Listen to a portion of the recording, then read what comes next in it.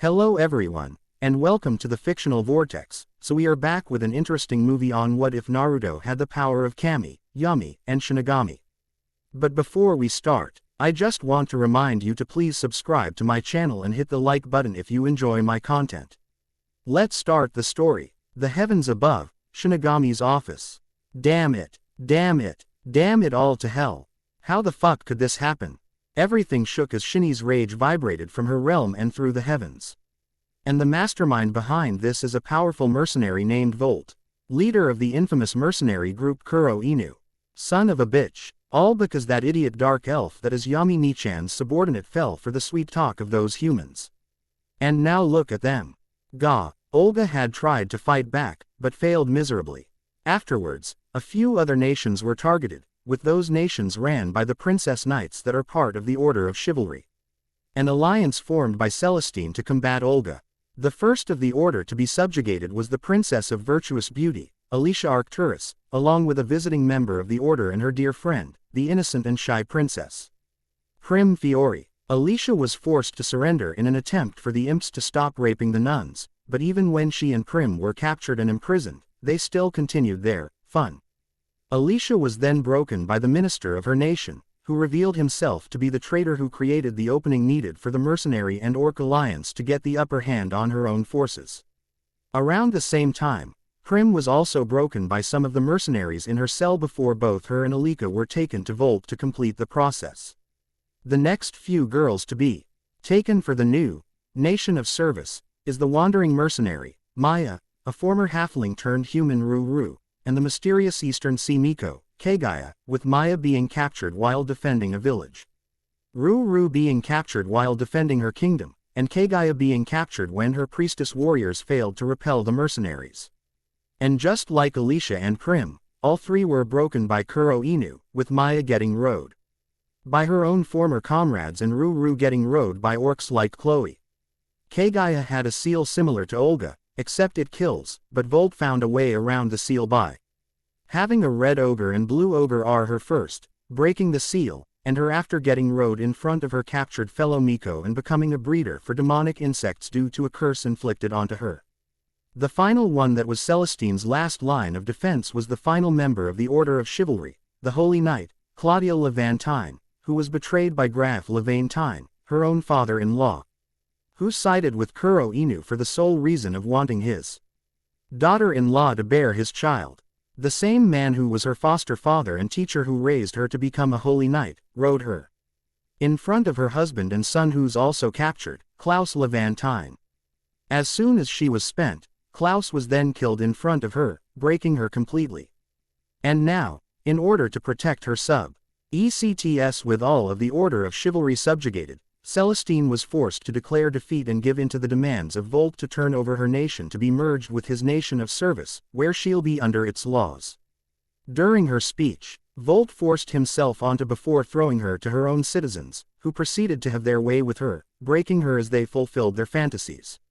And Shinny learned about this travesty when it was a few months after the takeover when Celestine's spirit that is Laurentia didn't come to visit her and her sisters as usual. Shinny, snapping out of her thoughts, Shinny turned to see her two sisters, Cami and Yami, flying towards her. Cami nay, Yami nay, Shinny said, surprised to see them as they landed in front of her. What's wrong, Imouto? What obles you that your rage shakes the sky of the human world? Cami asked while Yami looked drowsy, having been awakened by Shinny's shout. What, oh gee, I don't know. Our reincarnated cousins in trouble in the western lands. That's what. Did something happen to Laurentia-chan? A now fully awake Yami shrieked, rushing forward but knocking her head into Shinny's own. Calm sisters, Cami said, raising her voice as Shinny and Yami held their heads in pain. Shinny-chan, what happened to Laurentia's reincarnation? Shinny shook her head of the cobwebs with Yami and explained to her sister the events that led up to what happened to their cousin. Needless to say, they were both officially pissed. Those fucking humans, how the hell did they manage to make an alliance with those orc scum? Yami wondered while angered beyond belief. So, what do? We can't let this slide, Cami Onisama. Yami declared, it looks like we'll have to intervene personally to save Laurentia-chan. But we can't. Thanks to my bastard predecessor's stupid law, we're barred from taking action in the human world, or else order and chaos would spiral out of control. Cami said, gritting her teeth and biting her thumbnail. If only he'd give up the password so I can change it, but he's in purgatory for the crime of causing Jubi-chan to lose her mind just because she wouldn't bed with him. When that can we do? We can't leave Laurentia-chan or her friends to her fate. Yami cried in rage, and my idiot avatar who was supposed to end the war peacefully ended up doing the opposite of what I commanded her to do. That caused her to be in the situation she's in. Make no mistake that she'll be punished when I get a hold of our avatar. Cami and Yami turned to Shinny, who just realized something and now had a plan to rescue their cousin, their allies, and the Dark Elves from their despair. That's it. He can go rescue them. Cami and Yami looked at each other before realizing exactly who she's talking about. You mean? Shinny nodded as she gave an evil grin. That fucking human Volt and his band of fuck buddies won't know what hit them when he arrives. They're dead already. They just don't know it yet. Uzu no Kuni, Land of Whirlpool. Located off the coast of Hai no Kuni, Land of Fire, lies the revived land of Uzu no Kuni, where the Uzu daimyo is the hero of the Fourth Shinobi World War. Is Naruto Uzumaki Namikaze, and the Uzukage of Uzushiogakure no Sato, village hidden in the whirling tides, is his twin sister and fellow hero of the war, Naruko Uzumaki Namikaze. They're the reason why Uzu is back on the map, thanks to finding the forbidden scroll of sealing that they were fooled into retrieving from the Hokage's office. It was within that scroll that the twin found their heritage and the identities of their parents they were denied knowing all through their childhood. It was the night that changed both their lives, with Naruto changing from a goofy kid to a serious shinobi. With a newfound dream to revive his and his sister's clans, with his sister joining in on the dream. With the revelation of the twin Jinchuriki being the children of the Yondaime Hokage Minato Namikaze and the former Kyuubi Jinchuriki Kushina Uzumaki, Naruto and Naruko rise to greatness in the village that shunned and tortured them could not be stopped. In the end, very thing paid off after the Fourth Shinobi World War. Naruto and Naruko both became the new Raikudo Sennin after defeating Madara Uchiha in an epic battle that'll be sung for years to come. While sad, den that their surrogate sisters Kiyomi and Kurami, the Yang Kyuubi and Yin Kyuubi respectively, merged with the other Biju to reform the Jubi, their place was taken by said reformed Jubi. Kagura Shinju took their place. With Kagura becoming Naruto's head wife in his harem he acquired due to the international shinobi law, that if he was the last male of his clan, he must take on multiple wives to reform it. And during his rise to greatness from the mission to Nami no Kuni, Land of Waves, to preparing for the Fourth Great Shinobi War, he managed it, albeit unwillingly at first due to the Hellonoha that psychologically plagued him. But was slowly healed by Naruko, along with Kiyomi and Kurami. His wives are Kagura Shinju, his head wife of course due to being the strongest Biju, along with Naruko. His own twin who refused to be with any other male besides her brother. Hinata Hyuga, his and Naruko childhood friend who had a mean crush on him. Orihime Inoue, a young woman who's actually Shinny's aide and a soul reaper. Haku Yuki, the late demon of the mist Zabuza Momochi's foster daughter. Ino Yamanaka, one of the few up-and-coming kunoichi who took her training seriously. Enko Mitarashi, whose life in Konoha is similar to the twins due to being the traitorous Orochimaru's student. Yugao Azuki, the twins' Anbu guardian who fell in love with Naruto. Kin Tsuchi, a former Sound Kun. Oichi who became the Uzumaki clan's new servant. Chiyuya Uzumaki, another Sound Kunoichi who's a foul-mouthed Uzumaki and also joined Kin in becoming a servant to her clan. Karen Uzumaki, an Uzumaki the twins found and saved from a bear during the Chunin exams.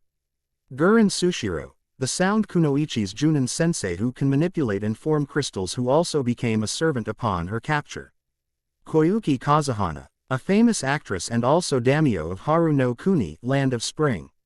Yakumo Kurama, a genjutsu specialist with her second chance at being a kunoichi. Shion Onamirai, a retired priestess Ho chose to settle down with her savior. Fuka Akashiya, a former grave robber who turned on her comrades and joined the twins when Kiyomi and Kurami made her a real body. Yugito Ni, a fellow Jinchur. Iki who was sent to capture Naruko and Hinata, but backfired, with her becoming a servant. Samui ni, Yugito's sister and fellow kunoichi who was on a seduction mission to seduce Naruto, but failed and shared the same fate as Yugito. Mei Terumi, the former Mizukage who decided to settle down with Naruto after the war. Konan Kamihana, the last of the Akatsuki who pledged her life to the Uzumaki clan after Pain named Naruto his successor in bringing peace. Shizuka Nadeshiko, a kunoichi who bounded by the laws of her village to marry Naruto after he defeated her. After Naruto and Naruko's official resignation as Konoha shinobi, it took them a year to find the remnants of the Uzumaki clan and rebuild Uzu. Upon swearing in as Uzu daimyo, Naruto proposed to the special girls in his life, in which they instantly responded yes. 10 years has passed since then, and Uzu no Kuni and Uzushiogakure are flourishing under the twins' rule. Kagura prefers to be sealed inside Naruto's and Naruko's linked mindscape, Hinata, Orihime, Haku. And Karen run the hospital, Ino, Enko, and Tayuya run the torture and interrogation unit, Yugao, Yugito, and Shizuka runs Anbu, Kin, Yakumo, Fuka, Mei, Samui, and Konan are Junin. Sensei. Shion became Uzu's own head Miko, and Koyuki continues to be Spring Daimyo. As for Naruko, she was visiting the torture and interrogation unit, putting the fear of the Uzu Maki into some incooperative prisoner who were being interrogated. And Naruto. The years have been good to him. His blonde hair is as long as his father's, his eyes are a warm electric blue with a slight glow. The whisker marks on his face were thinner, the markings of the Raikudo Sennin were marked on his lean athletic body, and was wearing a white hori coat over a dark blue V-cut sweater and a red t-shirt. A pair of black Anbu pants and black shoes, and a black-clothed Uzu Hitai 8 forehead protector. He managed to finish his paperwork in record time again, but he was bored as he looked out the window of his office. Looking over the view of all of Uzu. Even through there was peace, unsavory characters will still forever ravage the land to disturb the peace, and Naruto, and all of Uzu, will be ready for them. Yo, Naruto-kun, looking over the fruits of your hard labor. Naruto turned around to see a busty black-clad young woman with silvery white hair and green eyes, and smirked, Shinny-chan. Come by to visit. Shinny smiled, more or less. I came by to see how my handsome avatar is faring as the Uzu daimyo. Wait, let me guess, boring. You should have known that being AD Amio would mean no missions and just sitting at your desk and on your throne. Oh come on, you know me. I'm not that lazy. At least I train every day to keep my skills sharp. Oh ho, so the true reason you came is to see how far I come on my stamina so that you can be motivated to match it, considering the promise you made to jump me once you and your sisters claim my soul when I die. Naruto countered with a sly smile. Shinny blushed. My, where did those perverted thoughts come from? Kiyomi-chan and Kurami-chan. And it would seem that Kagura-chan inherited it from them as well. And you're one to talk. Since they no doubt got it from Yami-chan. Naruto replied, but I know you're not here to talk about my libido. What do you need of this one, Shinny-chan? Simple. While you may not have missions as daimyo, you do have missions as my avatar. And the time has finally come. Shinny said, sorry it took so long. As long this mission you have is worth the wait. Naruto said, giving Shinny his full attention, so, what's on the menu? It'll be a near month-long search and rescue assignment, Naruto-kun. In the Western Lands. The land of eternal wars, right? Precisely. You're to destroy a nation there that is run by the traitorous mercenary group, Kuro Inu. Kuro Inu. I've heard of them from my spies that actually managed to make it out of the Western Lands alive. All I know is that they betrayed their employers for something, but that's all the survivors knows. Well, let me complete the story they haven't heard. Yes, they betrayed their employers to side with the Dark Elves, whose leader was supposed to end the conflict peacefully hundreds of years ago, but she didn't. In a surprise attack, Kuro Inu wiped out the Dark Elves, save for 2 that is said leader and her aide, and held them hostage. And that was just the beginning. It sounds like they completed the job their employers want, unless... No, it didn't end for them there. And so Shinny explained everything that happened in the past few months, about how Kuro Inu and their leader Volt made a nation of their own, with the kicker being that they made a nation of service, where the women had no rights. and lived only to serve the men in every way, whether they want or not, and how they expanded their territory by defeating each member of the Order of Chivalry by turning some of their own people against them until they got to the goddess's reincarnated cousin. So please, I beg you, Naruto-kun, please accept this mission, save our precious cousin, and put an end to her nightmare. Shinny cried, bowing to Naruto, who was downright pissed after hearing the story. There's peace here, yet violence on the other sides. While he brought peace to the elemental countries, the Western lands continued their own wars that raged for generations, which is why the original Raikudo Sennin's mother erected an indestructible wall using her newfound power of chakra. Rise, Shinny. You had me at, please. I'll leave first thing tomorrow morning. At least something good will happen when I complete my mission in those cursed lands. Naruto growled as went to leave his office. What, Naruto-kun? Justice. Naruto said as left. Just sit tight, Shinny-chan. I'll have Celestine-chan back in no time, after I crush that Volt asshole. Uzu no Kuni, West Main Gate. The next day found Naruto at the West Main Gate located a mile off the west coast of the island, along with his wives who were seeing him off. Are you sure you don't want any of us to come along? Yugao asked for the umpteenth time since last night when Naruto told the other that he'll be heading to the western lands. Geez, Neko. Is that gonna be your new fucking catchphrase or something? Chiyuya said wryly. For the last time, Yugao-chan, I'll be fine. It'll only a month, but I'm hoping to make this fast and get back to you all early. It's not just because of your safety. Everyone knows that you can handle yourself. But some of us want to head with you to tear that Volt guy limb from limb. Ino said, pounding her fist in her hand. I can't believe he even managed to capture a fellow priestess.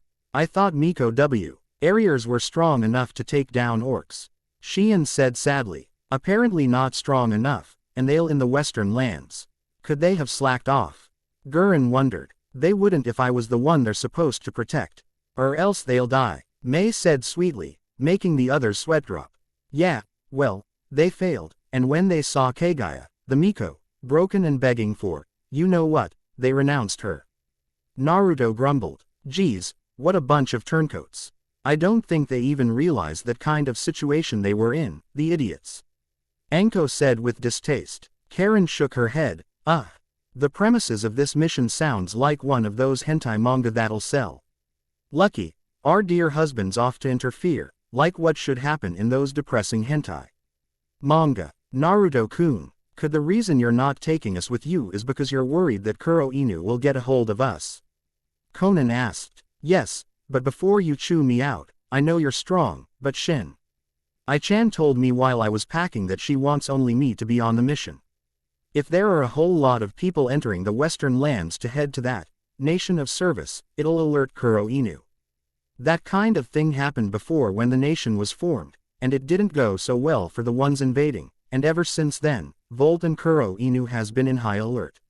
So, they're not stupid, Fuka noted, disappointed. Naruto nodded. Exactly. Minna, let's leave it to Naruto-kun. He knows what he's doing. Shizuka said, trying to settle the matter. He is the hero of the world, after all.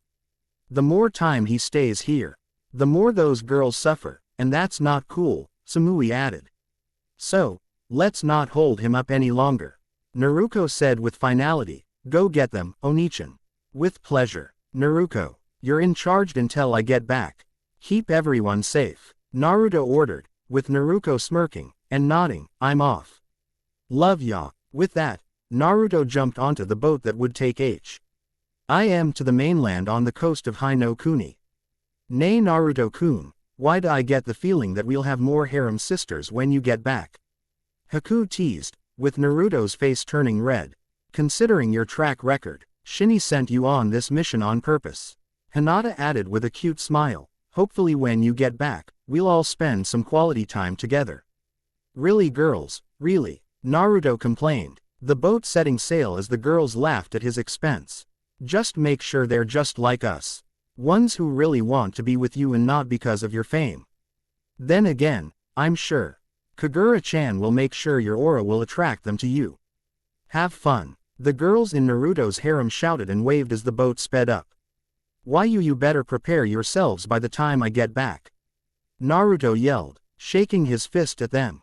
Oh, I'll make sure we will. Naruto responded and smiled with the rest as Naruto was then out of sight. Those girls. Naruto shook his head and smiled. Back on the island, should we send the Senran Kagura and Koihime squads after him if things go sideways? Anko asked. Only if he messages me to do so, but for now, we should prepare should Anyo ne dares come attack us since Naruto ni left. Naruto said. Well, I should prepare the room in the mansion for your new guests. Kin said. Why don't you help out, Chiyuya-chan? Arg, housework. The wall, a few days later. Halt, state your business. I'm simply here for the pleasure of battle, your funeral, pal. ID please. Quote ellipsis quote. Checks out. You can go. Oh yeah, you should to the nation of Kuro Inu. It's a great place if you want to fuck a female before heading out to kill. It took all of a disguised Naruto's self-restraint not to kill the border patrol guard as he walked past him. It even disgusted him to even say those words as if he agrees with the guard. But alas, such is being a shinobi, where you have to be deceptive to get into places one normally can't get into. In addition to shinobi training, he also trained in the ways of the monk and the samurai for different techniques during this 3-year training trip after the Sasuke retrieval mission, but that's story for another time. He may have that training, but Naruto is still Naruto. Western Lands, private homestead. Naruto arrived at a safe house Shinny had set up for him that was a few miles away from the huge territory that is Kuro Inu's nation. With a couple safe paths to and fro. It was simple house surrounded by a forest, with a hot spring that Shinny enchanted for a special purpose, but more on that some other time. Closing the door behind them, Naruto summoned Kage Bunshin, shadow clones, to check the house. Entering the living room, he set his stuff down on a table and spread them out. The Kage Bunshin then dispelled, deeming the house and the surrounding area safe.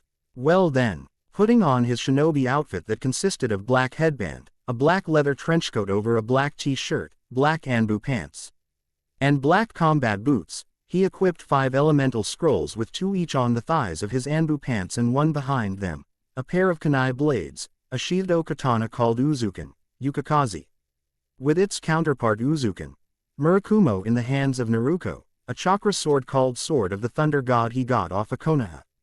Missing Nin, but now called the Sword of the Elemental God, the Dragon Blade. With 5 elemental orbs that can be equipped, and several black Hiraishin kunai. Throwing a specialized, long-hooded black cloak over himself to hide his identity and gear, he grabbed a book Shinny sent him via Kagura. A bingo book of sorts of key girls he needs to save before going after Celestine. Kagura, you ready? Naruto asked as he flipped through the book. If it's abbing you some cute girls for your harem. Yes. There's no helping you is there, you perverted vixen. You think I'm bad? Just wait until Cami-chan, Yami-chan, and Shinny-chan gets a hold of you when your time is up in this world. Kagura countered with a perverted giggle. Naruto sighed, oh joy. Besides, you know you're just as perverted. Goo. Okay, you got me there. Okay then, first up. As Naruto walked back outside, he looked at a picture of a blonde-haired, dark-skinned dark elf, with her information and 3 sizes. The dark elf, Khloe, Eostia, 3rd District. So, this is it, Excuse me sir, what do they call this place? Eostia, you must be new to these parts if you don't know the name of this great new nation of service. Yes, I am new here, coming to the Western Lands to look for a good fight. Quote, then you come to the right place, for this nation's run by the most powerful mercenary group in the world, Kuro Inu. It's thanks to them that we have a nation like this, where one can mount a woman whether they want it or not. Oh, so they have no right to refuse. They have to do whatever the man tells them to do. I see. Don't believe me, you'll see, when you walk around the cities in the nations. All day, all night, you'll see a man fucking the shit out of a woman. You sure try to if you're man enough that is. I'll take your word for it. With a nod, a cloaked Naruto swiftly walked away from the guard guarding the southern gate of Eostia. He needed to get away, for the words of the guard nearly flew him into a rage just like before. Grumbling to himself, He used his chakra to enhance his hearing to gather information around town, while observing the town in general. Surprisingly, he hasn't seen a single male forcing himself upon a female yet. All in all, everything seems to be peaceful so far. Maybe because it was an hour until sunset, and the real party begins at all, probably to make a good impression to newcomers. But who was Naruto kidding? He was outdoors. Not girls are currently being screwed against their will. He dare not activate this sage mode and feel the suffering of the poor girls. He had a job to do, a job that will free the girls from their nightmare. Ducking deep into an alley, he used cage bunchen and hanged them into random citizens and animals native to the region. As he left, his hanged clones discreetly dispersed from different exits connected to the alleyway to gather as much information as they could, as well as plot different escape routes. And now I wait, Naruto muttered, using Hiraishin to take to the rooftops. Nighttime. A few hours later, Naruto has located them both. The feisty, blonde-haired dark elf known as Khloe, as well as her master, the Dark Queen Olga Discordia. The problem is that while Khloe was easy to get to tonight since she'll be released into one of the town squares for open season, Olga was not, she was under high security for Volt's fun time with her.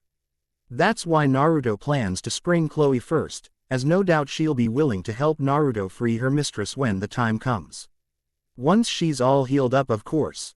Naruto-kun, there's going to be a huge crowd around that poor girl. How do you plan on getting her out in front of so many witnesses jacking off and looking for their shot at her? It's not going to be as easy as you think. Kaguya advised her husband and container. I'm going to try that Tsukuyomi mode using your chakra and mine. If it goes well, those poor saps will be living nightmares for the rest of their lives. Naruto said with a grin. But Khloe will be affected as well. Quote, which is where this little beauty comes into play. Naruto held up a slip of paper with a seal on it. This seal will nullify the effect of the Tsukuyomi. When I find her, I'll stick this on her and activate the jutsu. Kaguya was amazed. When did you come up with that? When I was testing different sealing effects a couple weeks ago. Naruto said, but paused for a moment when he received a memory of a dispelled cage bunchen. Found her. She's a few blocks from here. Naruto growled, and so did Kaguya, who also saw the clone's memories. Shit. They already started. Naruto rushed across the rooftops until he got to the location where his clone dispelled and cracked his knuckles upon seeing the crowd forcing themselves onto the tanned, blonde-haired, red-eyed, perky dark elf who was already covered in some semen. Okay, you horny fucks, he said, flicking a senbon on Khloe that delivered the seal and going through hand seals. With his eyes becoming the Sharingan, I got something you can fuck with, Tsukuyomi mode. Quote, the whole area became red and black, drawing the men's attention as some of them became frightened at the sudden change in scenery that looks more like hell with the moon becoming blood red in their eyes. Khloe, in her broken mind, was confused, yet fascinated at what happening, and feeling right at home in this world of red and black. She then felt something hit her, causing it to disappear, with the real world reappearing into her shock, looked around to find the men suddenly holding their heads and screaming bloody murder. My queen, she said, wondering if her master and fellow dark elf is coming to join her.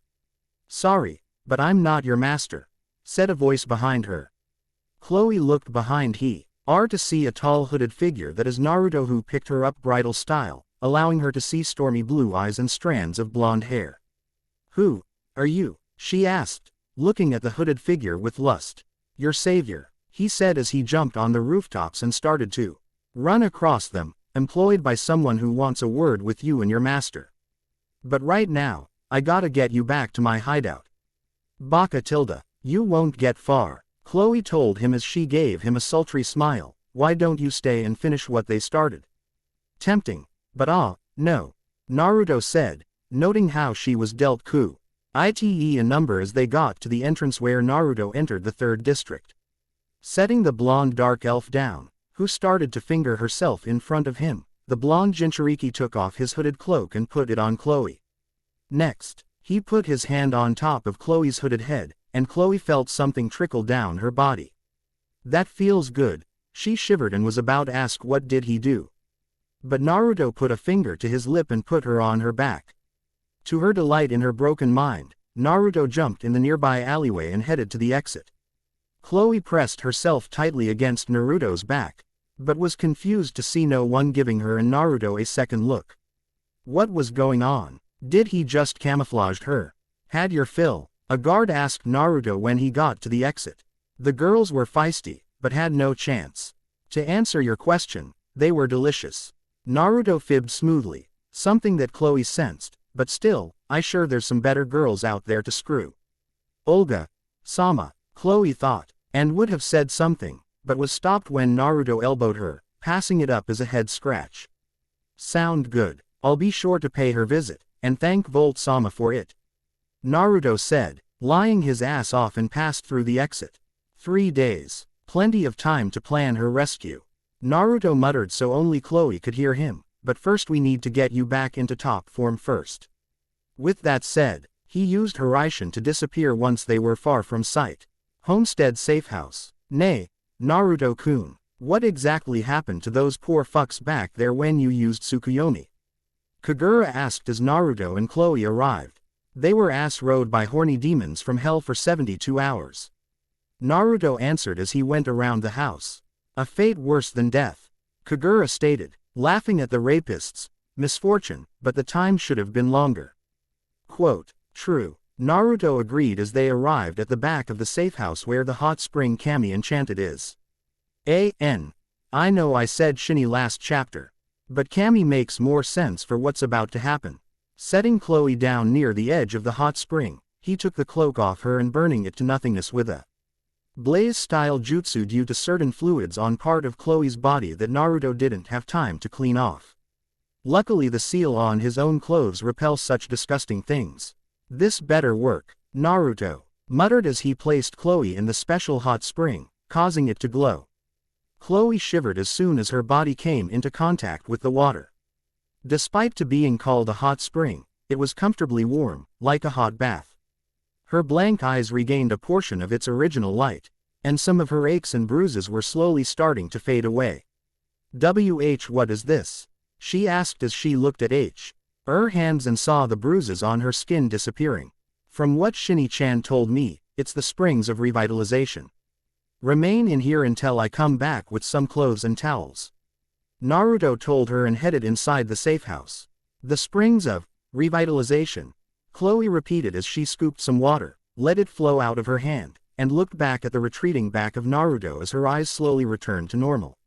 When Naruto entered the safe house, his senses suddenly went haywire as he and Kaguya suddenly hit with a presence he never thought he would never feel again. No way, she's supposed to be dead. Kaguya cried inside Naruto's mind as he ran upstairs to the bedroom, hoping his senses were playing tricks on him. When he barged into the bedroom, his and Kaguya's worst fears were realized. Causing Naruto to enter Jubi Chakra mode, Raikudo Senjutsu awakening with his eyes turning into the Sharingan with his pupils turning to cross-like pupils with Kyuubi-style slits and the eyes of Sage mode. While Kaguya screamed in terror. It was the nightmare even worse than Madara Uchiha whose body was used for her resurrection thanks to Black Zetsu, who was more of a threat than anyone anticipated. And now she was on the bed in a kneeling position, awaiting the Uzumaki's arrival. Kaguya Utsutsuki, the natural walking disaster who's the mother of the Raikudo Sennin, Hagoromo Utsutsuki. How is this possible? Naruto thought as he thought back to the final moments of the Fourth Great Shinobi War, to a battle that not even the whole of the Shinobi Alliance knew about. Madara managed to activate the Mugen Tsukuyomi technique, but Naruto and Naruto countered by using a seal they created during their time in the Tailed Beast Temple that traveled to the sky and created a large invisible dome that covered the battlefield and allowed the Shinobi Alliance to look at the moon safely without falling to the jutsu's effects.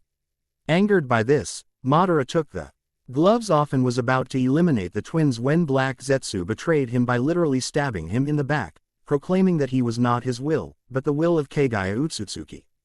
After absorbing the chakra of Madara, along with the chakra of those who fell victim to the Shinju's chakra absorption, along with the Jubi as well, Black Zetsu completely takes over Madara's body until a revived Kaguya appeared in his stead.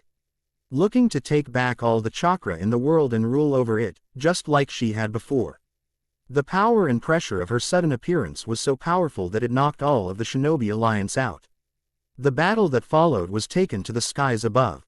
It was fierce and hellish, with Kaguya making Madara look like an everyday school bully showing off whatever measly power he has. Kaguya was several leagues beyond him, and not on her level. Being the source of all chakra, she has every single power known to the Shinobi world, and can do it far better than they can.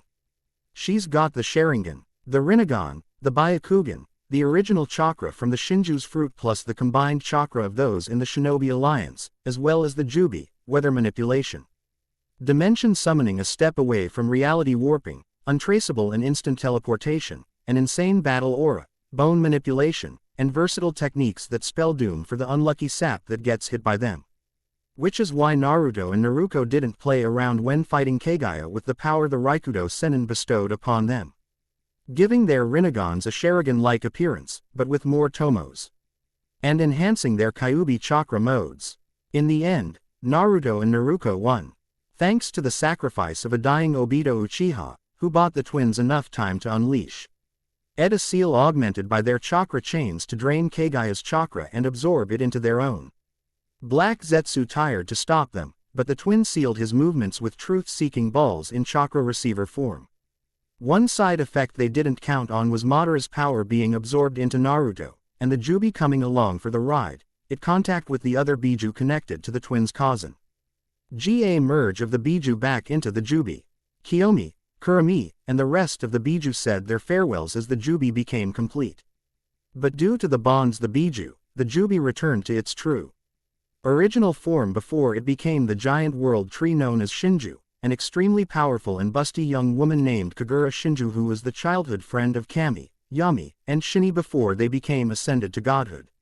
When Kaguya was drained about 50% of her chakra, Black Zetsu helped her break free to go after Naruto and Naruto to retrieve her chakra, but a Biju Rasengan from Agura followed by dual Zantetsuken slash from Naruto's Yukikaze and Naruto's Murakumo stunned them long enough for Naruto to summon Shini, who was surprised and pissed at seeing Kaguya alive after all the despair she caused.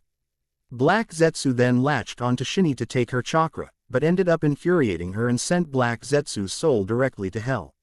She then took Kaguya's soul along with Madara's soul and left in a foul mood. And now, years later, Kaguya was here, sitting on her knees on his bed with an unreadable expression on her face. Is this one of your pranks, Naruto-kun? Because I'm not laughing, Kagura said in anger as Naruto cautiously approached the rabbit goddess, who looked at him with a bit of interest. Hell no, Naruto snapped back, noticing a choker with the kanji for Shinigami. But then jumped back when Kaguya reached inside her robes and pulled out a scroll, motioning for Naruto to take in. Naruto cautiously took it and checked it for traps with his Sharingan. When he found none, he opened it to find a letter from Shini. Hi Naruto-kun, if you got this, then that means Kaguya wasn't vaporized on the spot the moment you saw her. You must be wondering why the hell Kaguya is there, right? Well, funny story about that. Some of that story that Black Zetsu told you about Kaguya was absolute bullshit.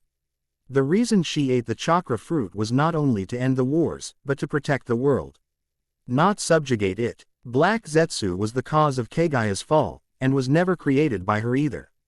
He was a lesser demon who took her Kaguya in her moment of weakness after the death of her only daughter at his hands. From there, she went from rabbit goddess to the demon everyone knew her as due to his influence, hence the infinite Tsukuyomi and the white Zetsu. A couple days ago, we finally extracted what remained of Black Zetsu from Kaguya's being, and it was a waterfall of tears and despairing since then.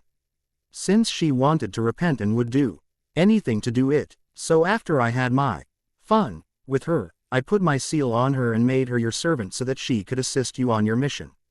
You may not find it easy to forgive her for starting this mess, but at least take care of her for me, and go easy on her. Lots of love from your future fiancé, Shini. Well, this is unexpected, Naruto mumbled, looking up from the letter at Kaguya, so I'm looking at all you. And not the version Black Zetsu made you. Kaguya nodded, and then finally spoke. Do you have any carrot cake, Naruto-sama? Naruto facefaulted. 1. Because she called him Naruto-sama, and 2. Because she was asking for some carrot cake. Really? Carrot cake? Maybe that's why she's called the rabbit goddess. Could it be because everyone found out that the most powerful woman in the world's favorite food is carrot cake back then? Naruto mused and scratched his head. I don't know, but I do know that we have carrots in the fridge. That will do. Kaguya said and then asked, until then, what is it that you require of me, Naruto-sama? You can be the maid here, and protect this place from unwelcome guests until the end of this mission. When we get back, I'll assign you to be the caretaker of the island of Uzushio from then until the end of recorded time. Kaguya nodded in understanding. I like you, Naruto-sama. You're not an idiot, and don't carry the aura of one. I look forward to serving my descendant. And I look forward to getting to know the real you, Kaguya-chan. Naruto said, and then handed her a scroll. Here. I believe that these belong to you instead of Hagoromo. Naruto exited the room, with Kaguya looking at the scroll curiously. She opened it and unsealed its contents, revealing the Kohaku no Johei amber purifying pot, the Shichiseiken 7-star sword, the Bashozen banana palm fan, the Kokenjo golden canopy rope, and the Benihisago crimson gourd. While they are known as the treasured tools of the Raikudo Sennin, in reality they actually belong to Kaguya. Kaguya was baffled that Naruto would give them back to her, but realized that it was a sign that he's putting his trust in her. If so, then she has no desire to break that trust in any way. Besides, they were safer in her hands instead of humans aside from Naruto and his twin. She sealed the items back into the scroll and pocketed it in her robes. There was no cleaning that needs to be done, so she decided to work in the garden. As for Naruto, he went back downstairs after getting some fresh towels and some clothes for her to wear until her normal outfit is ready to wear again. Naruto-kun, are you sure it's a wise idea to give her those so soon? I mean, I know they belong to her. Think that she won't try and use them against you? Kagura demanded as Naruto headed to the springs. If she does, then that means that she lied to Shinny, who might I remind you gets extremely pissed when angered, and there won't be a prayer in the world that'll save Kaguya from her wrath. Naruto stated, with Kagura grumbling, knowing he was right. When Naruto got to the springs, he frowned when he noticed that Khloe was nowhere in the water. She couldn't have gotten far. Naruto thought as he looked around, looks like this hot spring's fast acting though. Quote, he then promptly ducked as a brown blur with a silver streak tried to skewer him, with the assailant ending up in the hot springs. Glad to see you back in your right mind, Khloe. But if I were you, I would direct my anger towards Volt and his band of fuck buddies. Naruto deadpanned as Khlo popped up from the water and coughed some water out. Khloe didn't listen, instead snarling in anger and charged at Naruto again, but Naruto put his foot out at the last second, with Khloe comical why running into it and the knife flying out of her hand. Stop it, you're in enough trouble as it is, Naruto said as if commenting the weather as he pushed a dazed Khloe back, causing her to trip back into the water. Naruto-sama, is something wrong? Kaguya asked. She came over to see what the commotion was all about. That what I want to know, Naruto said and jerked his head toward an angry Khloe. After all I've been through, I know you're not one of them. Khloe spat, making Naruto's eye twitch in anger. Foolish girl, who was it that got you out of that hellhole? Considering how long you were here when shit hit the fan, no one else even attempted it until now, so you little brat ought to be a little more grateful than that. Naruto countered, his mood starting to sour with Khloe now looking outraged. Do you have any idea who I am? I'm Khloe, the right-hand woman of the Queen of Darkness, Olga Discordia, the leader of the Dark Elves and the emissary of Yami, the goddess of chaos and discord. Who the hell do you think you are to talk to me like that, you filthy, fucking lowlife? Khloe snarled while letting out her rejuvenated aura that makes even the weakest human cower in fright to intimidate Naruto. Only for it to be completely dwarfed by a now extremely pissed off Naruto, whose patience finally snapped as his eyes turned red with slits, and let his own power laced with his killing intent. With the ground shaking under his power and Khloe now becoming more frightened than the time when she was rode by those orcs when she was first captured. I'll tell you who the fuck I am, you ungrateful bitch. I am Naruto Uzumaki Namikaze, the descendant of the rabbit goddess who's the mother of the original sage of 6 paths, the Jinchuriki of Juubi, one of 2 new sages of 6 paths.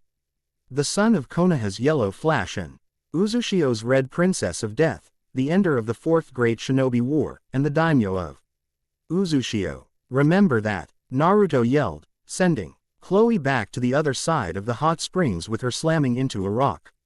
No way, he's one of the heroes of the world. The one who defeated Madara Uchiha and the Jubi, saving the world from that infinite Tsukuyomi. Khloe thought in horror, knowing exactly who Naruto is. Unknown to Naruto and his twin Naruko, outside the elemental countries, they were known as the heroes of the world who saved the world. The reason is that some of the surviving combatants in the war revived from their shinobi life and went to different parts of the world.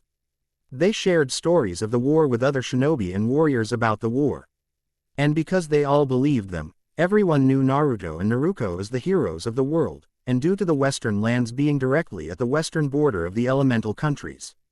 Naruto and Naruko were really well known, and most of the fighters residing there wishes to battle either Naruto and or Naruko, or both of them at the same time due to the stories about how strong they are. Naruto-kun, why didn't you tell her that you're the avatar of Shinny-chan, and that she, Kami-chan, and Yami-chan assigned you this mission? Kaguya asked, as she enjoyed Naruto showing Khloe who's boss, but wondered why he didn't drive the point home.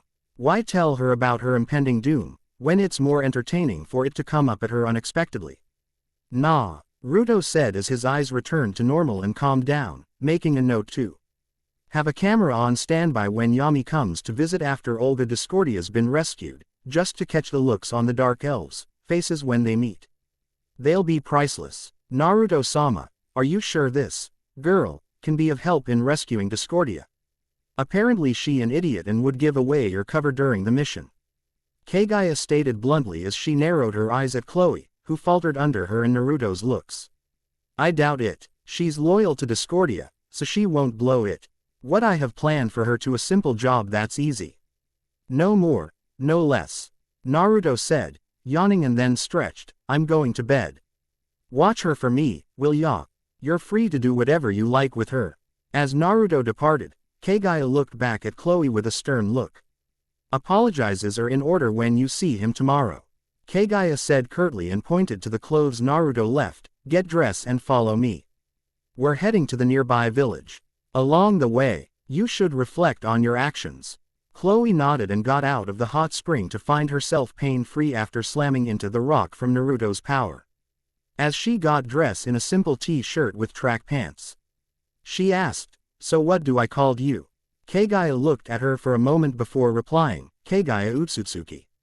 And your mistress and I go way back.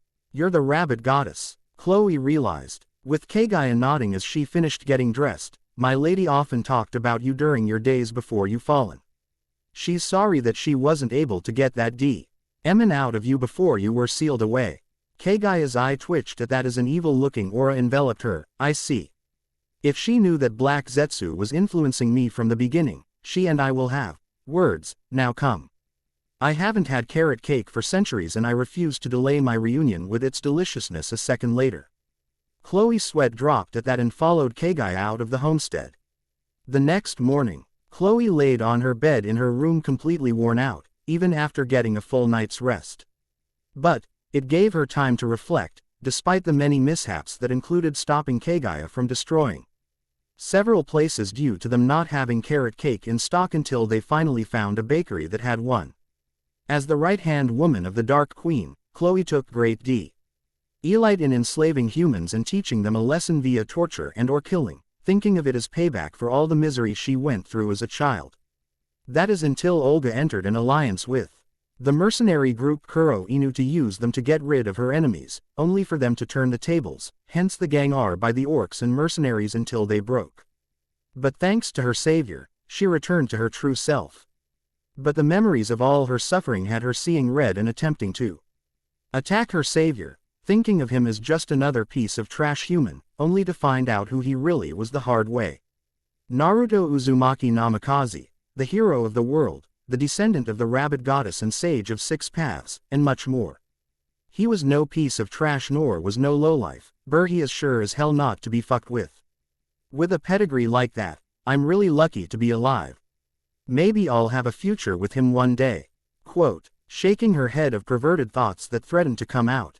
She headed to the restroom and turned on the water for the bath, something she didn't have time to do after she and Kaguya returned to the mansion. Striping out of her clothes, she sank into the bath. And let out a sigh of content before losing herself in her thoughts, her mind thinking of her sea-courting to that guard. Voltem will release Olga-sama to the public a few days from now, like he did me yesterday. But due to Olga-sama's former status, she won't be released out into the streets. No, the rich with money to burn will frequent her. If that's the case, then she'll be at one of the higher-numbered districts of Eostia. Either districts 5 through 8. The 9th one, Kuroinu's HQ, is where Celestine is under high security. Quote, as she continued thinking, she failed to hear the door to the bathroom opening. With a drowsy Naruto walking in, looking to freshen himself up. Is someone in the bath? He called out as he went to the sink and splashed cold water on his face. His voice snapped Khloe out of her thoughts, making her flustered when she heard his voice. It's me. Good morning, Naruto-sama, Khloe replied meekly, making Naruto roll his eyes as he quickly brushed his teeth. Good morning, Khloe, and drop the sama, he answered curtly as he made to leave. Wait, Naruto-san, can we talk, please? Khloe called out to him, making him groan. Naruto sighed and spat out some water. What is it? Come here, I want to look at you face to face when we talk. Khloe said. No can do. I don't feel like being accused of being a rapist, thank you, especially after what you've been through. Naruto countered. I won't, I promise. Goo. Fine. A few moments later, Naruto sat in front of the bath, with Khloe still inside with a cute blush on her face, with the Uzumaki's glaze causing her to become warm. So, what is it, Khloe? Well, first of all, I'm just want to say sorry for yesterday.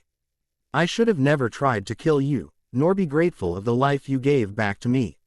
I never had a pleasant experience with humans, and I thought all of them as the same. Khloe admitted. Do I even want to know what happened to you?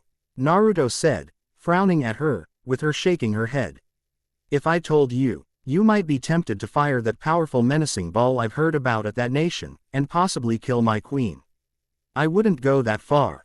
If you don't want to tell me, then that's okay. Naruto stated flatly before getting up. I accept your apology, but you'll have a lot of making up to do. He turned to leave, but felt Khloe grab his wrist. Wait, why don't I start now?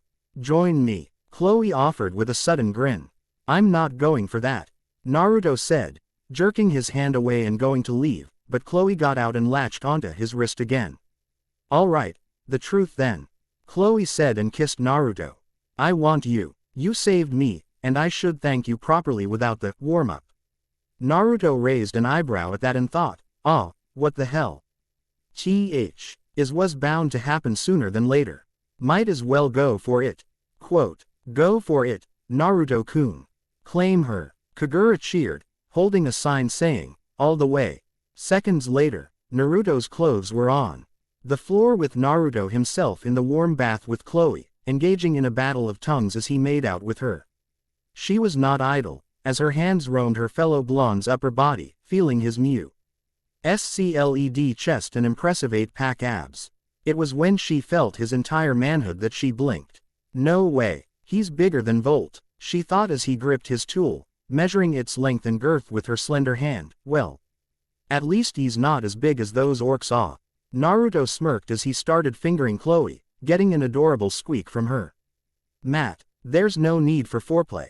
Oh, what's your hurry? Khloe tried to come up with an excuse, but failed as Naruto continued to finger her before adding chakra to the mix. Khloe moaned loudly as her body jerked when reach her climax at that little sneak attack. You did something not fair, Khloe panted as she rested against Naruto's body. Complaining already, Khloe, I thought being the aide to the Dark Queen, you wouldn't get tired of this. Naruto teased her, making her glare at him. That's because you cheated. Hey, Khloe protested as she was lifted onto the edge of the bath, with her womanhood right in Naruto's face. Khloe wasn't able to form any words as her body was racked with pleasure. It felt good, way too good, making her wonder how the hell she even felt pleasure from those men and orcs who rode her. This was heaven compared to their pitiful ways, so such that she wasn't able to warn her new lover that was climaxing, and squirted in his face, letting out a silent cry as she did. "Geez, warn me next time." Naruto scolded her teasingly and pitched her ass. "My eye could have slipped out." "Then you're gonna love what happens next," Naruto said with his manhood poking at her womanhood. Khloe looked down and blinked. Downstairs in the kitchen while munching on some carrot cake, Kaguya's eye twitched as she heard Chloe's howl of pleasure as Naruto impaled her with his rod. Quote, "Naruto-sama could have at least used a sound barrier jutsu," Kaguya whispered to herself as the slightest hint of a blush appeared on her cheeks as the sounds of love-making vibrated through the mansion throughout the rest of the morning. Late afternoon. "You're a fast learner. It's why Olga-sama made me her loyal servant." Several hours after their little romp, Khloe began training under Naruto. After being well rested and in control of her limping, Naruto wanted her in top form when they re-enter Eostia for surveillance in order to go after Olga in a couple of days. When Khloe arrived at TRA, ironing in her default outfit that showed too much of her body, Naruto made plans for Khloe to get a new one, because her scandalous black outfit that showed much of her boobs and ass figuratively screamed, "Army." Go figure. "So, will you have time to teach me how to use chakra?" Khloe asked as she channeled her dark energy into her new Fumakodachi Naruto gave her. "Yeah, in terms of enhancing your strength, speed, and your existing techniques. Sorry, but no jutsu until we get your queen back," Naruto told her as Khloe sliced down some trees. "Fair enough. I can manage. Just hold on for a little bit longer, Olga-sama," Khloe declared as she fired off several dark waves of energy. "Olga, Discordia," Naruto muttered as he opened his bingo book, found her entry with a picture of her, and sweat dropped. Quote, "I guess if you're the Queen of Darkness, you can get away with anything," Kaguya noted, while thinking that Yami dresses better than her. Nearby, Kaguya tended to the garden, using her power to make sure the plants she grew were healthy. She then looked over at the direction where Eostia is and smirked, her third eye opening up to reveal her own Sharingan. "One down, 6 to go. Those Kuroinu idiots' days are numbered. I can hardly wait for the day Naruto-sama and I unleash all of our power on them." Homestead Safe House. It's been 3 days since Naruto rescued Khloe, and Kaguya sighed as she finished setting up a tray of food for two. It was late in the morning and Naruto and Khloe still haven't come down for breakfast, so Kaguya took it upon herself to deliver it. "She's the newly crowned servant of Naruto's after all. I have the power of the gods storming within my body thanks to the chakra fruit from the Shinju, and I end up the servant of my descendant as Kuni's meant for Black Zetsu easily manipulating me. Oh well, it could be worse." Quote, "It was awfully silent when she arrived on the second floor, and Kaguya had a feeling that she knew that she was about to walk into when she got into Naruto's bedroom. And she wasn't disappointed, as the sound of clapping flesh and lust-filled moaning assaulted her ears when she opened the door and saw the other two occupants of the house both naked, with Khloe riding Naruto with his large manhood inside her womanhood. "Good morning Naruto-sama, Khloe-san. I see you both are energetic as usual," Kaguya greeted loudly over the moans Khloe was making. "I'm just simply giving Khloe the sweet loving she was denied all her life," Naruto admitted and groaned as Khloe started gravitating her hips. Kaguya blushed red and led to herself at Khloe's commentath food down on the night table and blushed when she got an up-and-close personal look at the two going at it like rabbits, no pun intended. As she looked at them, Kaguya blinked and saw Khloe replaced with her as she bounced on her new master and lustfully calling his name. Kaguya shook her head to rid herself of perverted thoughts she thought was no longer capable of having. "Maybe, someday," Kaguya mused to herself silently as she felt a tingling between her legs. Kaguya stuttered at her words being caught and quickly excused herself to relive her body in her own way. Zooming out of the room in an instant. Now she knows why Shinny left her a gift in the form of some toys when she arrived back on Earth. The next thing Khloe knew, she was flipped over and fucked doggy style, with Naruto holding onto her hips for extra leverage and Khloe herself holding onto the sheets of the bed, moaning loudly. "Definitely need to work on your stamina, but it won't stop us from getting each other off." Naruto smirked as he grabbed Khloe's legs and lifted it up so he can thrust deeper. I'm going to be sore when we rescue Olga-sama tonight. Khloe whined men. Tally and howled loudly as Naruto continued to hit the right spots. I can only hope that she'll see the good in him and accept him, just like I have. Late afternoon. Is this, for me? Khloe asked as Naruto handed her new outfit. Of course. Who would it be for? I made this myself. That other outfit you had showed way too much. I'm sure it was to taunt humans and dare them to grab you so you'll have the excuse to kill them. But it didn't stop Volt and his cronies, did it? Naruto chided her, with Khloe adopting a pouty face. Look at the bright side. You'll look sexy and stylish, and it'll be easier for you to take my clothes off too. Khloe added with a smirk as she went to get changed. Moments later, Khloe came out, sporting the new attire that was a far cry from the extremely skimpy, please are me, outfit she was previously wearing. She was now wearing an indigo blouse with crisscross strings in the front keeping it together and showed her cleavage that was enhanced appearance-wise by a corset bra. A black shoulder cape, black bracers, dark blue hot pants, black stockings, brown combat boots, and her new Uzushio forged dual Fuma Kodachi sheathed behind her lower back. I see you didn't like the pants. Naruto noted, noticing that she cut the pants up to her upper thighs. It lets me move easier while fighting. I'm used to it, Khloe said before bowing. Thank you, Naruto-sama. I'll be sure to replay you. For all of this, no charge, Naruto said, raising his hand in gesture, but Khloe knocked it away and closed the distance. I insist, Khloe countered before kissing him full on the mouth. The next few minutes consisted of them making out before Kaguya came in, making Khloe realize what she was doing and jumped back with a blush as she composed herself. Shall we depart, Naruto-sama? Kaguya asked, with Naruto looking at his own sword before sheathing it. Naturally. Let's go save ourselves a dark queen. Eostia, 6th District, nighttime. Kaguya, what do you see? Naruto asked as he and Khloe observed the bustling people from a rooftop, while Kaguya was observing the populace from the highest tower in the district. There's a cluster of people in front of a small castle to the northeast of your position. And by cluster of people, I mean of cluster of pathetic humans with no respect for the female body. Kaguya reported as she viewed them via her Byakugan. The sun is setting. When it's fully over the horizon, Olga-sama will be forced out, and left in the hands of those filthy humans. Khloe seethed as Naruto held her back. Calm down, Khloe. Naruto chided her as he focused his gaze on the direction Kaguya pointed out. We'll retrieve her before that happens. Kaguya, can you locate where she is? Way ahead of you, my descendant. Olga is getting changed into her what you call, and I quote, the, please are me, outfit for the night ahead. There's barely life in her eyes. Kaguya said as she saw Olga finishing up and now sitting on the bed. Waiting for the guards to take her outside. Olga-sama, Khloe whispered worryingly.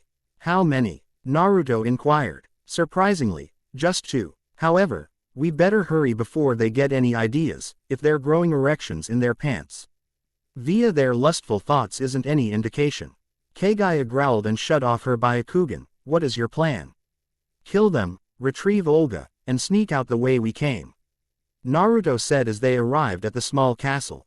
You make it sound so simple. Khloe muttered, finding too many holes in such a normal plan.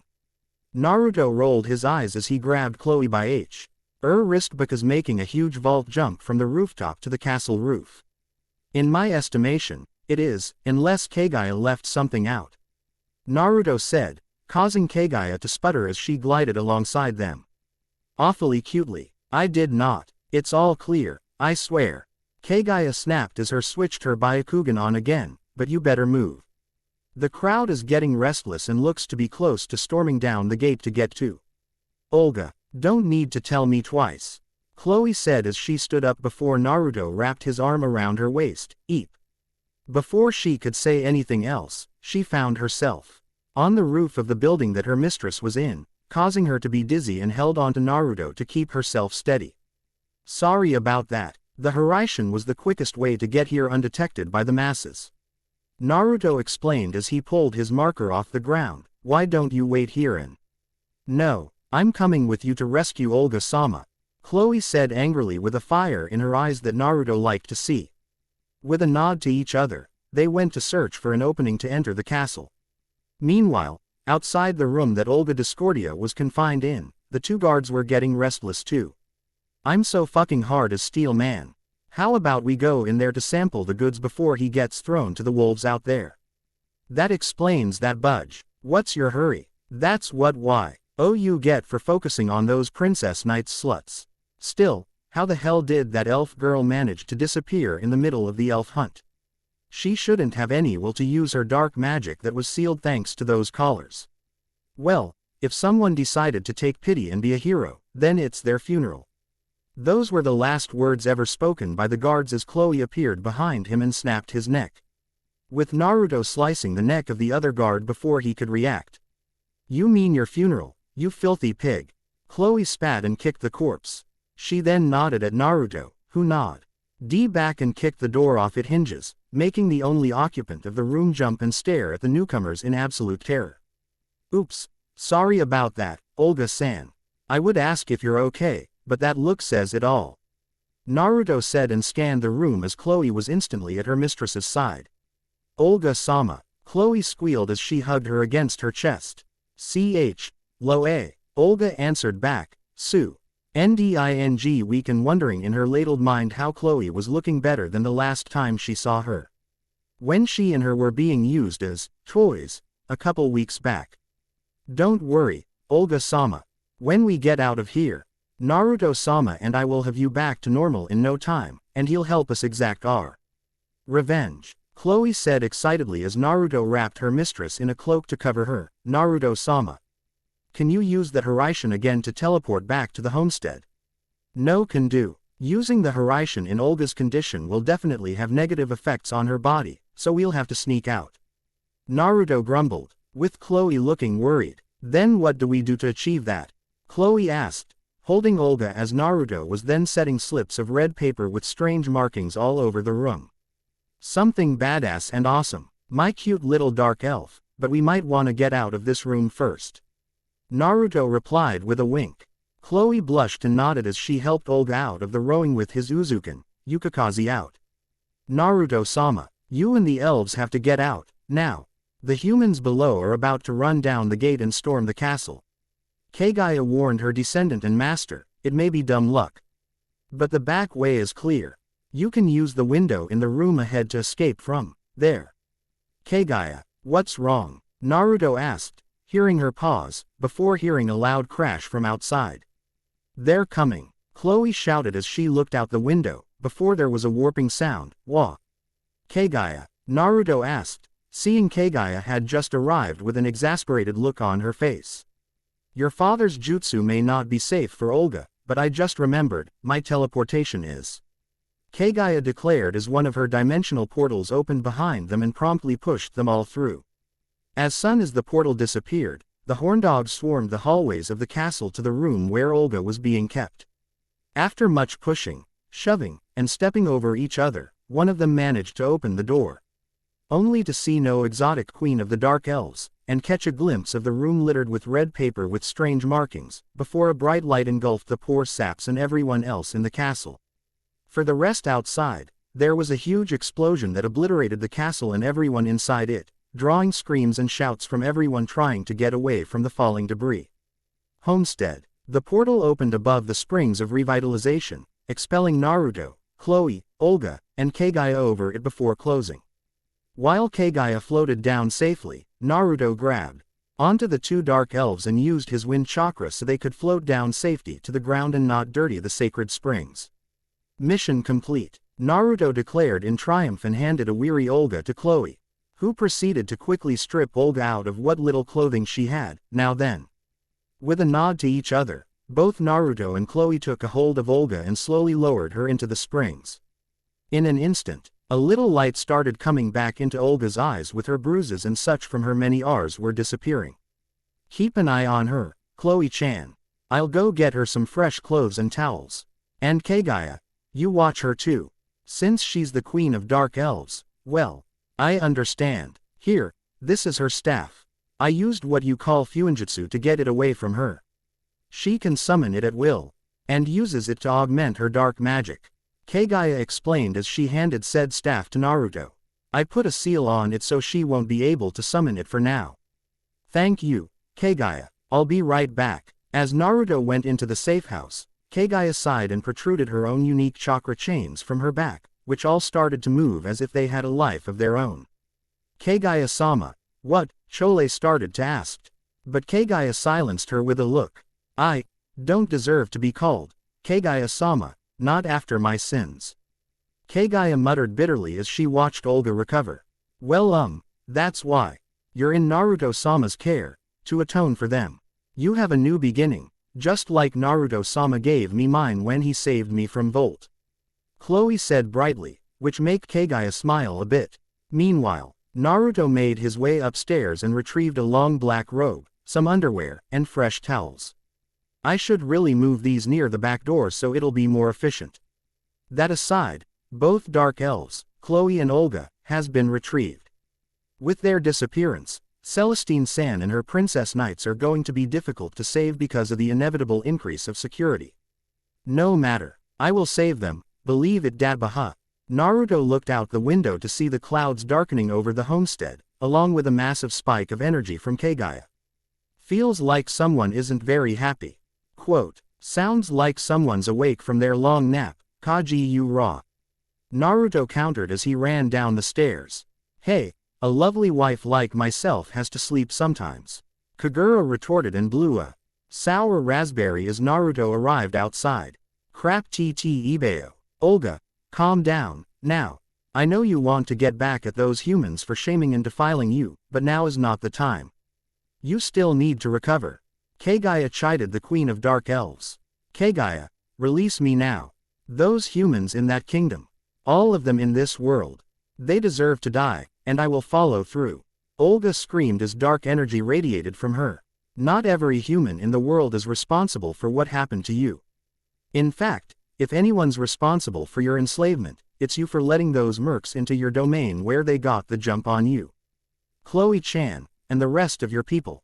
Naruto told her as he came up. Silence, you filthy human. How dare you speak to me? Olga yelled and tried to channel her energy into obliterating Naruto. But failed, and not only that, but Khloe toward between them. Khloe, what are you? Please, Olga-sama. Naruto-sama is the only one capable of helping us exact our revenge on Volt. He saved me, and we saved you, together, Khloe exclaimed, holding her arms out in an attempt to protect Naruto. Khloe, after what happened to you when you were a child, after all I've done for you. How could you side with a human over me? Olga snarled, glaring daggers at her charge, who flinched and started to shake in fright at her mistress, rage directed at her. That's enough, Olga, I don't care if you're her master or not. I won't let you talk to her like that, especially when she worked with me to save your ass. You would be in the usual gang R if it wasn't for us, so you ought to be grateful. And cooperate with us to take down Volt for his crimes against you two and the Princess Knights, so stand down and apologize to Khloe. Naruto fiercely ordered, his eyes too. RNING red with slits as he shifted his position in front of Khloe to match Olga's glare. Insolent brat. A magic circle appeared below Olga, who chanted in a foreign language before firing several BS of deadly dark energy at the blonde daimyo. Kaguya made to intercept, but was stopped by Naruto discreetly shaking his hand to wave her off, before the dark orbs made contact, exploding off his person. Naruto-sama, Kaguya and Khloe called out as smoke surrounded him, before it was blown away by wind chakra. Is that your best? Naruto asked lazily, appearing unharmed as he brushed his clothes off. That shouldn't be possible. You shouldn't have survived that attack, Olga demanded, trying to process how her attack didn't vaporize the blonde on the spot. What WHO are you? Someone who shares the same mistress as you. Naruto answered coldly as he cracked his knuckles. The same mistress, Olga repeated with skepticism. In response, Naruto flicked his thumb on his fang tooth, drawing blood. Before weaving through a few hundred hand seals, Kuchios. Quote, in a flash of dark light, the raven-haired, red-eyed goddess of darkness, chaos, and discord, Yami appeared, and instead of her usual black tank top and black pants. She's now wearing a sexy and formal spaghetti strap evening gown with the corset part pushing up her already impressive F-cup cleavage. And she was wearing a smile that didn't match her eyes, causing Olga and Khloe to shake with fear the moment they recognized her. Yami-sama, Olga gasped, taking a step back and wondering how a human can summon her without any negative drawbacks. How?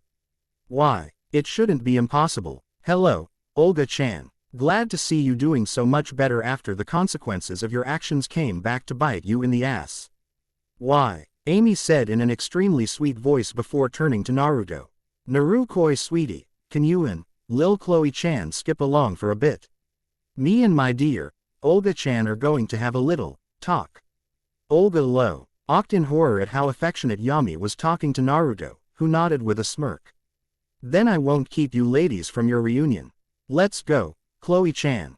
Kaguya. As Naruto walked away, Khloe looked back at Naruto, then to Yami in fear, and finally to her mistress Olga with sorrow. I'll have a hot cup of tea ready for you, Kaguya said quickly before scooting off into the gardens. Wait. Don't abandon me so readily. Come back, Olga shouted at her with a hint of compressed fear with her voice, not wanting to be left alone with Yami. The same Yami who was now right behind her, her head resting on her dark elf follower's shoulder, causing poor Olga to stiffen. Sate, are you ready for a long, intimate discussion? There's no way you'll be getting out of this one, when you have nowhere to run to. My dear weak, sweet, submissive Olga-chan. Olga shivered like a teeth-clatterer toy, and only got worse when Yami licked and nibbled at her ear as a mass of darkness began to circle them both. It's time to give my most popular lecture. HMHMHMHMHMHMHMM. Yami laughed evilly as the mass of darkness formed into a sphere. No tilde. Olga wailed as the dark sphere enveloped them both, as Yami's crackling laughter drowned out her screams. Meanwhile, Naruto and Khloe made it inside the house, with the former putting his hand on the latter's shoulder to calm her down. Sorry, Naruto-sama, but to be in the presence of Yami-sama after what happened to us, I don't deserve it. But, for you to have the favor of Yami-sama, you truly are special. Khloe murmured, putting her hand on Naruto's own. Not just her, but her sisters as well, Cami and Shinigami. I'm their avatar, always have been, even before I gained the title of hero of the world, and always will be. Naruto told Khloe, much to her shock. Naruto-sama. They looked into each other's eyes, each seeing the same thing, the pain of their past affecting them to this very day, only the pain was lessened in Naruto's eyes. As he strayed towards the light thanks to his new family, while Khloe continued to stay in the darkness with her savior and mistress. For Khloe as she looked outside to where Olga is with Yami. She has the chance to head into light, and in the back of her mind, she can only hope that Olga will follow her. They've been in the darkness for too long, and it cost them dearly. 2 hours later. It's been 2 hours. What is Yami-sama doing to Olga-sama? Khloe wondered as she poked her head out from the window. I know I should help my mistress, but what would mean facing the wrath of Yami-sama? Who's my mistress's mistress? What do I do? Do nothing. You don't have the standing to challenge the goddess of darkness, chaos, and discord. Kaguya said to her as came in and sighed as she saw the dark orb shaking around. Where's Naruto-sama? Khloe questioned, with Kaguya looking out in the forest. He took a walk into the forest area to gather some firewood. That and have a quiet place to train. Kaguya answered, you should do something instead of fretting over your mistress, who's going to be just fine. I think I'll go meditate out in the garden. It'll be the first time. Khloe decided and walked out. Allow me to assist, Kaguya said and followed her out. With Olga. A while later, the black mass receded, with Yami wearing an evil smirk at a downed Olga. O's body was twitching and her eyes swirly. I hope you learned your lesson, Olga Discordia. When something is obviously a bad idea, don't do it. Working with dirtbag humans like those of Kuroinu, Ing with those disgusting orcs, what were you thinking? No, you were not thinking, and in the end, you got rode, broken, shamed, and used as a toy until Naruto and Khloe came and saved you. And you dare raised your hand against Naruto, my avatar, for saving you. Well, guess what, my devoted servant. Until further notice, You, along with Khloe, will be serving Naruto as his personal dark elf maids. Help him save the Princess Knights and our cousin Celestine, and taking down Volt and his Kuroinu buddies for good. Am I clear, Olga Discordia? As you co-command, Yami-sama. Olga groaned, struggling as Yami helped her up. All in all, I'm glad that you're okay, despite my little popular lecture. I'm sorry for my anger, but you have no idea how worried I was after I heard what happened. You will have your revenge. But only with Naruto's help, so I highly suggest you play nice with him. Got it? Yes, Yami-sama, as you command. Good. The next time I'm summoned, I expect you both to be bonded to a level where my cousin will be rescued, and Volt in a body bag. Relay that to my fiancé Naruto-kun as well. Bye. With that, Yami disappeared in a flash of black light, leaving Olga to decide to apologize to Naruto and get to know him. Wait, fiancé. Olga yelled in absolute shock, wondering how the hell a human can be her fiancé. Forest. A while later. Alicia Arcturus, princess of virtuous beauty who's one of Celestine's princess's knights is the Princess Knight of Iris. Seriously, how can she fight in that top? Naruto wondered, shaking his head before continuing to read her entry. Alicia is a prestigious noble who is the only daughter of Eos, who was executed for opposing Volt. She is well known and honored through the army. She also serves as Princess Prim Furier's personal bodyguard. With a swipe of Yukikaze without looking, Naruto cut some fine pieces of firewood before kicking them into a neat pile. Looks like I'll have to rescue them both all the same time. Naruto muttered before turning to Prim's entry, also part of Celestine's Princess Knights, but not much of a fighter. Both were caught due to a betrayal by Alicia's own minister, Beerle. Well, he's a dead man on so many levels. He's in charge of Alicia and Prim, and they're scheduled for service in a few weeks' time in the 3rd district.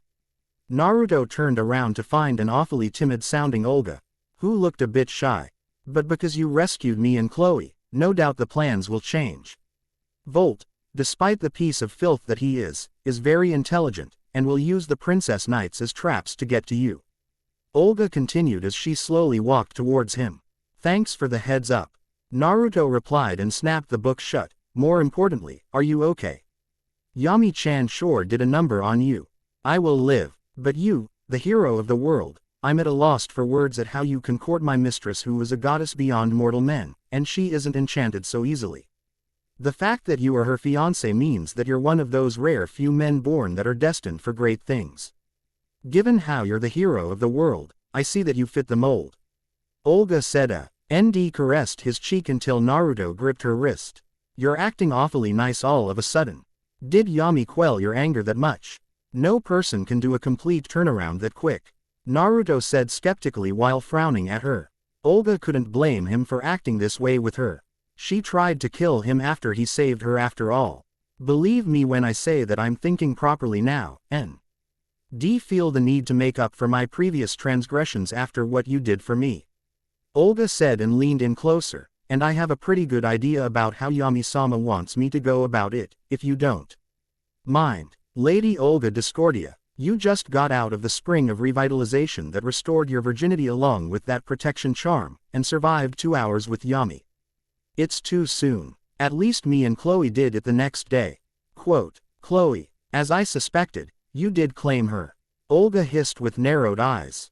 For the record, I resisted at first after what she went through, but she offered herself freely. That and her excuse is that she wanted to see if I was worthy of you. Naruto elaborated with a glare.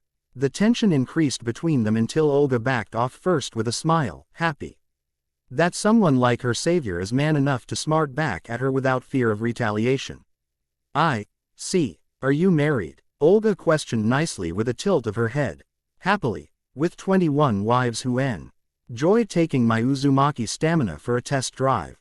Naruto admitted, with Olga blinking in surprise. If you want to join my family, my clan, the Uzumaki clan, all you have to do is ask, Naruto told her. Before stiffened as Olga dug her hands into his pants and grabbed at. As much I'd love to. I think I'll sample that godly stamina that allows you to bed so many women, and have your seed purify me of the filth that flooded my womb. Before I make my decision, Olga murmured and licked her lips in his face as she fished out her prize. Esodia, main castle. What? First Khloe, and Olga is gone. Yes, sir. The complex Olga was in exploded, and her body wasn't among the remains we've uncovered. How could this be happening now? This can't be a coincidence that Olga disappeared right after Khloe. If I may venture a guess, sir. It would seem that either someone wants them for themselves, or has taken pity on the women in our great nation. If that's true, this they may be going after. The 5 princess knights of Celestine next. I don't want our prized ladies spirited away by this possible wannabe hero in shining armor. Triple the guards, around them all, and form search parties for Khloe and Olga. I want them back by the end of the week. It will be done, Volt-sama. Now then, Celestine, let us continue where we left off. Yes, Volt-sama. Homestead, woods. Where did they go? After finishing up her meditation session with Kaguya, Khloe went out looking for her mistress and new master.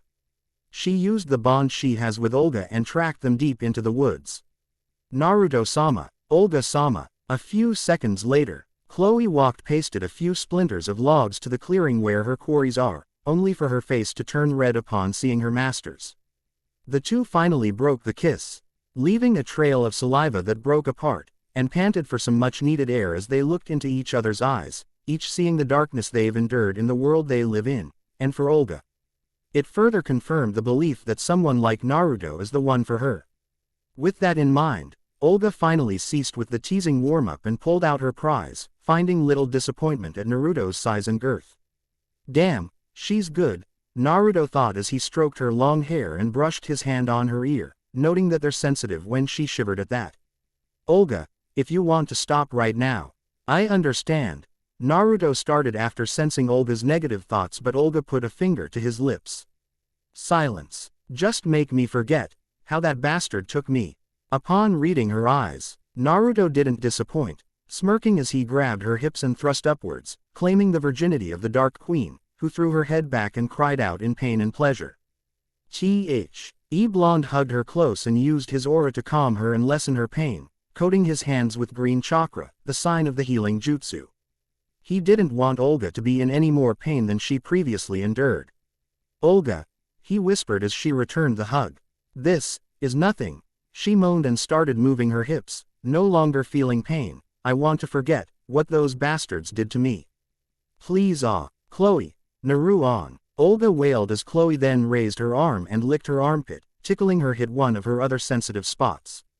For the next few minutes, the hero of the world, along with the retainer of the Dark Queen, were replacing memories of her horrible time with Kuroinu with their own faction of pleasure, as Khloe fearlessly attacked each of her queen's weak points while Naruto thrust upwards, with Olga giving multiple orgasms from it.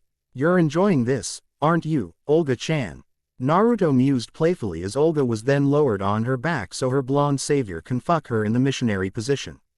Then let's continue, shall we?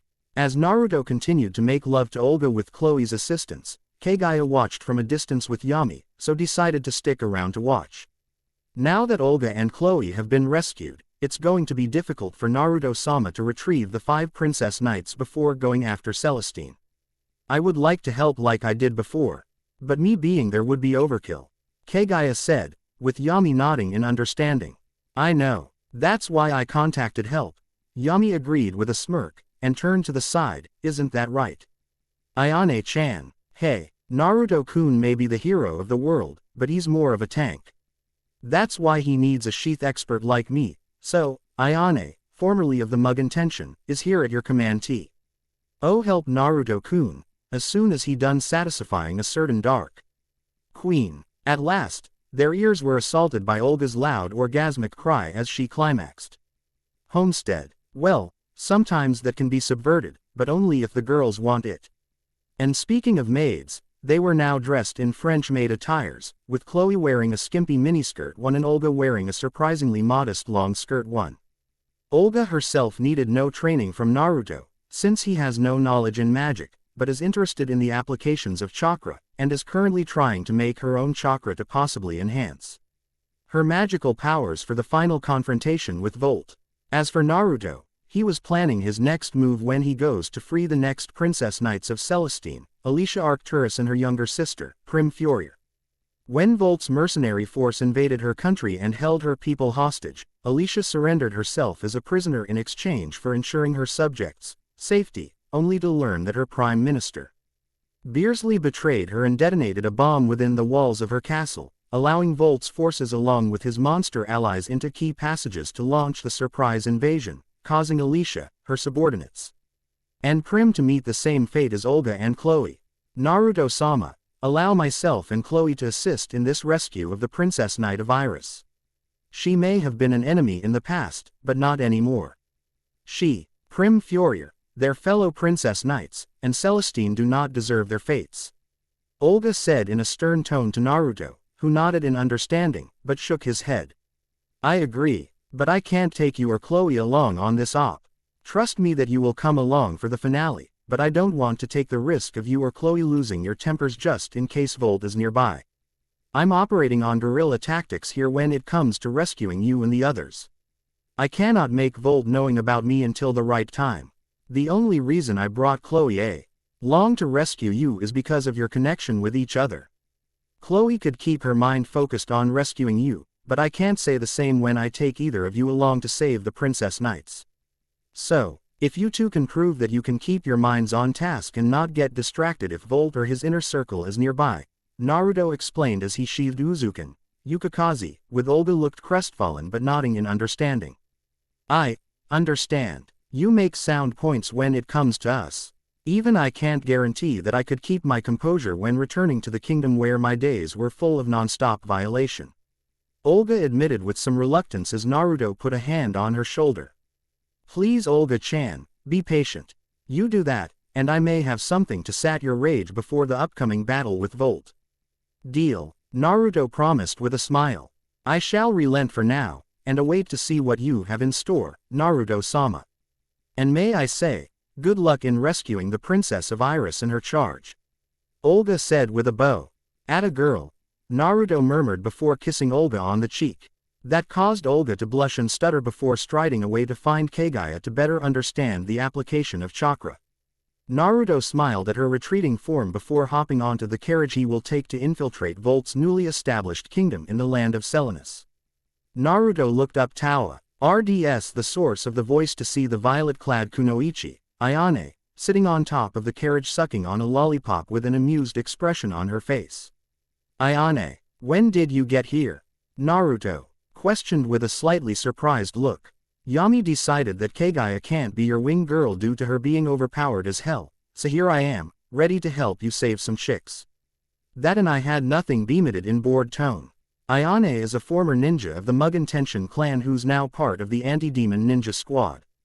They're based in a hellhole called Demon City, Tokyo, which is located on the mainland. I'm currently on break after saving Asagi's and Sakura's asses, again, from that traitorous bitch who refuses to die. Seriously, it's like I'm a Tamanin maid who rescues the other Tamanin idiots who refuses backup. What does that lead to? Their holes being looser than a streetwalker. Ayane complained while throwing a mock mini tantrum on top of the carriage. Okay Ayane, that was TMI on so many levels, so please. For the love of Cami-chan, don't mention that again. Naruto growled at her. I rather know if your comrades are doing fine instead of something that disgusting datbeo. He can tolerate Tayuya's extreme foul-mouthed tendencies, only because she mellowed out, but not from anyone else. Sorry about that, I'm just glad to get the hell out of Demon City, Tokyo. Then, Cami that Kasumi nays on vacation from the job after we killed Oboro, again, so rescuing a bunch of princess knights is a nice change of pace. Ayane said in relief as she laid back and relaxed on top of the carriage. If this is about that date I promised you and your sister, you could have just said so. Naruto said flatly as Khloe came up to Naruto before he had the horse lead the carriage away. Good luck, Naruto-sama. I promise to defend the homestead with my life as the first line of defense as you go to rescue Alicia and Prim. Khloe promised with an enthusiastic pose. It's not just you, Khloe-chan, but Kaguya and Olga too. Naruto reminded her, with Khloe nodding. I know, but they shouldn't waste their powers on idiot intruders should anyone be foolish enough to come. After all, the homestead will soon house lot of females like myself, and there's no way I'm going to let another male besides you come anywhere near us. That's a promise. Khloe promised with fire and passion in her eyes. If it's you, then I have nothing to worry about when I'm gone. You've gone far during training these past few days, and became a force to be reckoned with. Don't worry, I won't be gone long. If all goes well, then Ayane-chan and I will be returning with Alicia and Prim. Naruto replied, as Ayane lazily waved her hand from her position. Let's go. While having no ill feelings towards Ayane, Khloe desperately wants to take her place. She knew she was in the same boat as Olga, with the fact that she would lose sight of the mission at hand and jeopardize it if Volt or his inner circle were nearby. So, she shelved her undying anger towards her tormentor until the final battle, where she would unleash all of it. Have a safe trip, Khloe called out as Naruto rode away with Ayane. To rescue Alicia, Arcturus and Prim Furrier. Selinus, are you sure this information is accurate? Naruto asked as he and Ayane managed to sneak back into Volt's kingdom with hoods covering their bodies like monks. Due to her bust size, Ayane's was especially baggy. Of course it is. I did the scouting ahead this morning after Yami recruited me to get my bearings. Now I don't know if I was CKY or at the right place at the right time, but I believe I saw a girl fitting Alicia's description being lead to what I believe where her former castle is. Ayane said and pointed in the direction of it. Let me guess. There's something religious in the castle.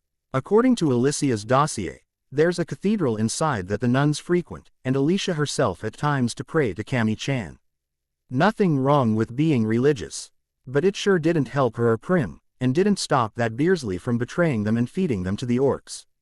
I hope those orcs are there so I can kill each and every one of them. Naruto said roughly as he prodded the horses to head to the castle. I'm with you on that, but the two girls should have more focus than a bunch of imps. Ayane reminded him and Schlee. PPED into the carriage as they got deeper into the kingdom. Not just them, but their friends too. We're not only going to rescue Alicia and Prim, but there's 6 remaining nuns and 2 bodyguard knights as well. That's what the carriage is for, and what? What else? Naruto whispered that part into Ayane's ear, causing her to grin ear to ear like a Cheshire cat. Leave that part to me, and why? Oh, you can focus on rescuing the girls for the orgy you'll have when you get back, she said, still grinning. Ha ha ha, screw you. Bet you're jealous that you and Kasumi aren't part of it. Hell, I bet you want me to have an orgy with you and the rest of the Tamanin girls, right? Naruto replied flatly and cheekily, making Ayane hiss like an angry cat. Kasumi nay and I maybe, but the others, don't count on it. By the way, we're here, Ayane suddenly said as they came upon the castle. A castle that looks to be in ruins with the gate closed with armed guards patrolling around it. We'll wait until nighttime to strike. In the meantime, we'll use the daylight to scout the castle and mark possible entry points to evacuate the captives, preferably before their usual daily regularly scheduled R. Nar. Yuto deadpanned with a scowl on his face as he kept the carriage moving and pulled his hood down some more. Alicia's castle, nighttime. This is going to be difficult than expected, despite all the diversions we crafted and set up at the last minute. Ayane mused as she and Naruto looked over the castle from a high vantage point. The guards had all the entries and exits covered, so Naruto was CED to slice into a castle wall on the far side of the castle and had Kagura put a genjutsu over it to find it, with the carriage hidden near it beneath some large bushes. Still, they'll have to ride for it just in case the alarm is triggered. There's no turning back now. Alicia and her people are depending on us, even though they don't know it. We get in, carry them out, rinse and repeat, and get the hell out of here. Naruto said sternly as he stood up. And I'll handle the other objective while getting the nuns you missed. On your mark, Naruto-kun. Okay then Ayane-chan, mark. With that, both shinobi leapt from their vantage point and glided down to the castle, with Naruto landing on the castle walls while Ayane flew into the shadows. Despite Ayane's words, it wasn't as difficult as they expected it to be.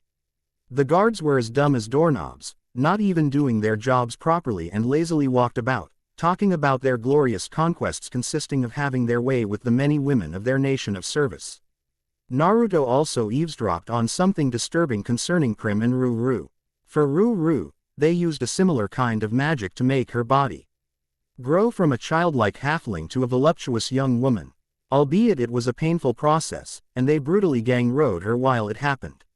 For hearing that information, Naruto silently killed them via stabbing his SWO. Rode down their throats before burning the bodies, and made sure that they were alive to feel every agonizing moment. Thankfully, Naruto found the nuns in the cathedral, but they were currently being gang-rode by the same imps who took their virginities, and the sound of the imps' glee filled what was supposed to be a holy sanctuary. Please, I'm glad they aren't fully broken and still have their minds. Their resistance makes this all the more fun. Place please. S Street Santo. P.N.O. Mo. Or on tilde. Keep talk you whore. Your god can't save you. Suddenly, the world slowed down as the surrounding became red, black, and gray. Before the imps' faces could register a reaction, they were all violently pulled out of Cami's holy servants and punted into a pile at the altar. You're wrong, pieces of shit, because their god sent me. Naruto snarled as he ended Tsukuyomi World and made himself known. Who are you? One of imps demanded weakly as Naruto walked past the stunned nuns. Your death. Naruto hissed as he created a Rasengan that morphed into a lava-style Yonbi Rasenshuriken shot, and launched it at the imps. He turned around as the imps were quickly cut short as the lava instantly melted their bodies, leaving only charred remains. Naruto then quickly scooped up the shocked nuns on his shoulders, silently thanking his power and strength for carrying them all at once. He then CKED a wall out and ran across the castle, using the shadows to keep himself from being spotted with his cargo, and by a miracle, made it to the carriage. All aboard to Sanctuary, ladies. I'm getting you out of there. Naruto instructed the group and raised his hand when one of them was about to speak. You can thank me later. Now get the fuck in, and don't even think of getting out. I'm going back to get Alicia and Prim. We're getting out of here. At that moment, Ayane appeared with Alicia's two bodyguards and librarian on her shoulders, much to the nuns' surprise at their savior having a female companion help them. They might be against Volt and his nation of service, right? Then thanked Cami indeed. All right, that's the nuns and the bodyguards. Now for the others, Naruto said with and nodding after closing the flap to their carriage to hide their quarries. I found my target, and got some information. Prim is currently having her way with Alicia in the latter's room, and even worse. That Volt guy is on his way and is a couple miles out. Then I guess we better move, Naruto suggested in a sarcastic tone and waked with Ayane back to the castle. Haven't seen any more innocent souls besides Alicia and Prim. So let blow this place sky high, and leave the church section intact. Understood. Let's do this. Entering the castle, they placed explosive tags all over the first floor. Before heading up to the top floor and splitting off from there, with Naruto going after Alicia and Prim with Ayane handling some other business. I guess that's one of your fetishes, Oops, something I will not partake in, like ever, Dadbeo. Naruto growled as he steeled himself to prepare to stop Prim's funtime with Alicia. I know, but the wives don't mind when you're not around. Ha ha ha, don't worry, my sperm isn't fertile, quote, TMI, Kagura-chan, TMI, Naruto groaned with a sick look on his face. Putting his hand on the doorknob, he shook his head exasperatedly muttered to himself, why me? Before opening the door and entered the room. Who are you? Quote ellipsis quote, don't be shy now. You must be new to Volt-sama's forces. Don't worry, I'll give Nei-chan to you once I finish comforting her, so can you please be patient? I'm pretty close. Naruto, while you can't see now, I still can, and Prim's about to fire her load to Alicia, again, I think. And no, I'm not getting off on this. Quote, I never asked. Naruto mentally yelled at his 10-tailed girl, who sniggered in response. Prim, don't. Despite the many months of service and broken mentally and physically, Alicia still had her sanity in the back of her mind. She still kept a piece of herself in the back of her mind that surfaces when she's alone. She would use the time she has to being Prim back to her senses, but would fail. And now, she was being used like a toy in a similar matter to the men she services. That's it. With his eyes closed and hands digging into his utility belt, Naruto summoned his chakra chains, with Kaguya suddenly taking control of them and used them to forcibly separate Alicia and Prim, with the latter then climaxing with her love Uices hitting nothing but the bed they were just on. What are you doing? What is that? Prim shrieked as she struggled to get free, to no avail. Let me go. I have to please Oni-sama. In response, Naruto pulled out a bomb and threw it on the ground, detonating it with smoke bellowing out. Holding his breath, he flash-stepped out of the room and shut the door before casting a sound barrier jutsu upon the door to prevent any sound from getting out. Sleeping gas. I can't take the risk of them alerting the guards, especially Prim, who's pretty twisted up in the head if you ask me. I can only hope that the springs will heal her mind. Naruto muttered as he pressed his back into the door to prevent it from opening. You saw the wonders it did to Khloe and Olga, so you have nothing to worry about, aside from the overflow of emotions when they realized what happened to them. They will need comfort, and that's where you come in, Naruto-kun. Kaguya piped out, with Naruto growling as the door was being pounded on. It's inevitable, Naruto-kun. Just you wait, they'll be asking to bear your children within a week. Finally, the pounding on the door slowed down until it stopped completely, much to Naruto's relief. After waiting a few more seconds just in case, Naruto held his breath and opened the door to find Prim in front of the door, fast asleep, along with Alicia, who was on the floor after crawling to Prim to get to her.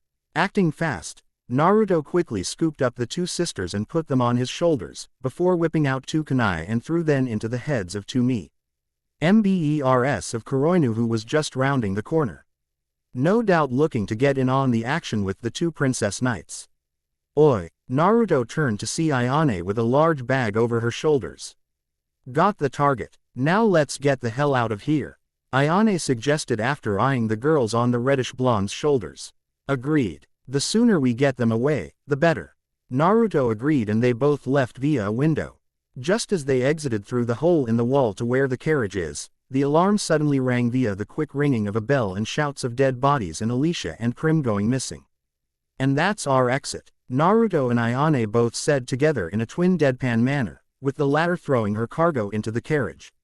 The blue-eyed daimyo got into the front of the carriage and willed the horse forward, with the violet kunoichi slipping inside the carriage to keep an eye on their passengers. Naruto had the horses walk slowly so they won't arouse suspicion, while keeping his eyes on his surroundings. Inside the carriage, the bag that Ayane had groaned and moved, with Ayane balling her fist and punching the bag in a sweet spot, causing it to be unmoving. Don't worry about it, she told her fellow females and winked when they had questioning looks. We're about to get out of here soon and to a safe haven. If you have anyone to thank for this miracle, it's your god, Kami-sama. We're almost out, Naruto said to his passengers in a low voice as the gate was in sight. Just another rescue complete. Hey, stop that carriage. It came from the castle after the alarm sounded. Alarmed herself, Ayane poked her head through the fraps behind the carriage and sweat dropped. Naruto. Don't tell me, we have incoming. Yep, fast-moving carriage inbound, most likely. Take him down Ibeo. At that, Naruto made a hand seal and sped up the horses, with the castle exploding behind them, while Ayane weaved through several hand seals, while punching the moving bag again, silencing it, and pointed it at the pursuers. Take this, you pricks. Mugen Tenshin Hajinman Ninja Art, Raging Mountain God, Ayane declared and fire an orb of malevolent energy. Why at their pursuers before weaving through another set of hand seals, Mugen Tenshin Tenjinman Ninja Art, Torn Sky Blast. Quote, and a little something extra. As Ayane fired a deadly bolt of lightning at the orb she fired first. Naruto threw several explosive bombs behind them that connected with Ayane's devastating jutsus, creating a giant explosion that forced the horses in pursuit to suddenly halt to preserve their lives. But their owners were not the ones so lucky, as they were violently ejected from their own carriage and thrown into the lethal explosion. One does not need to describe what happened to those poor bastards. What did you do to get the Tenjinmen to teach you that? Naruto questioned, knowing that only those from the Tenjinmen sect like Kasumi are allowed to learn and use it. Kasumi taught me herself. Ayane simply responded as they managed to escape the area, Ion behind them. Homestead. Hours later. Whoa, whoa. Naruto chided the horses as they entered the homestead. Well, I have to say that it was a mission success, right? Ayane said as Naruto turned the horse around and backed it up to the spring. We entered Alicia's castle, saved her nuns, saved her knights, saved the librarian. Saved Alicia herself, along with Prim, and a little something extra. Yes, it was a mission success. Now go get them in the springs while I go get them some fresh clothes. Naruto said and jumped out of the carriage. Nope, let's agree to switch jobs. I need to take care of our special package after all.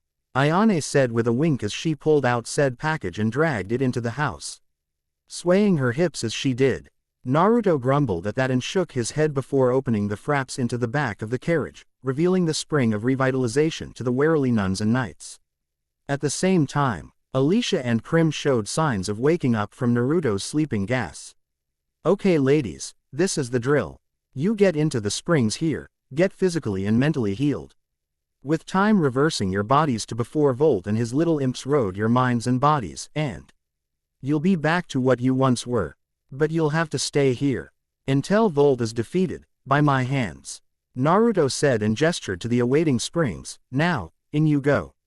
One by one after they striped down, while Naruto was looking away, he helped them into the springs with eyes closed, along with Alicia and Prim, who were both just waking up just as Khloe came up.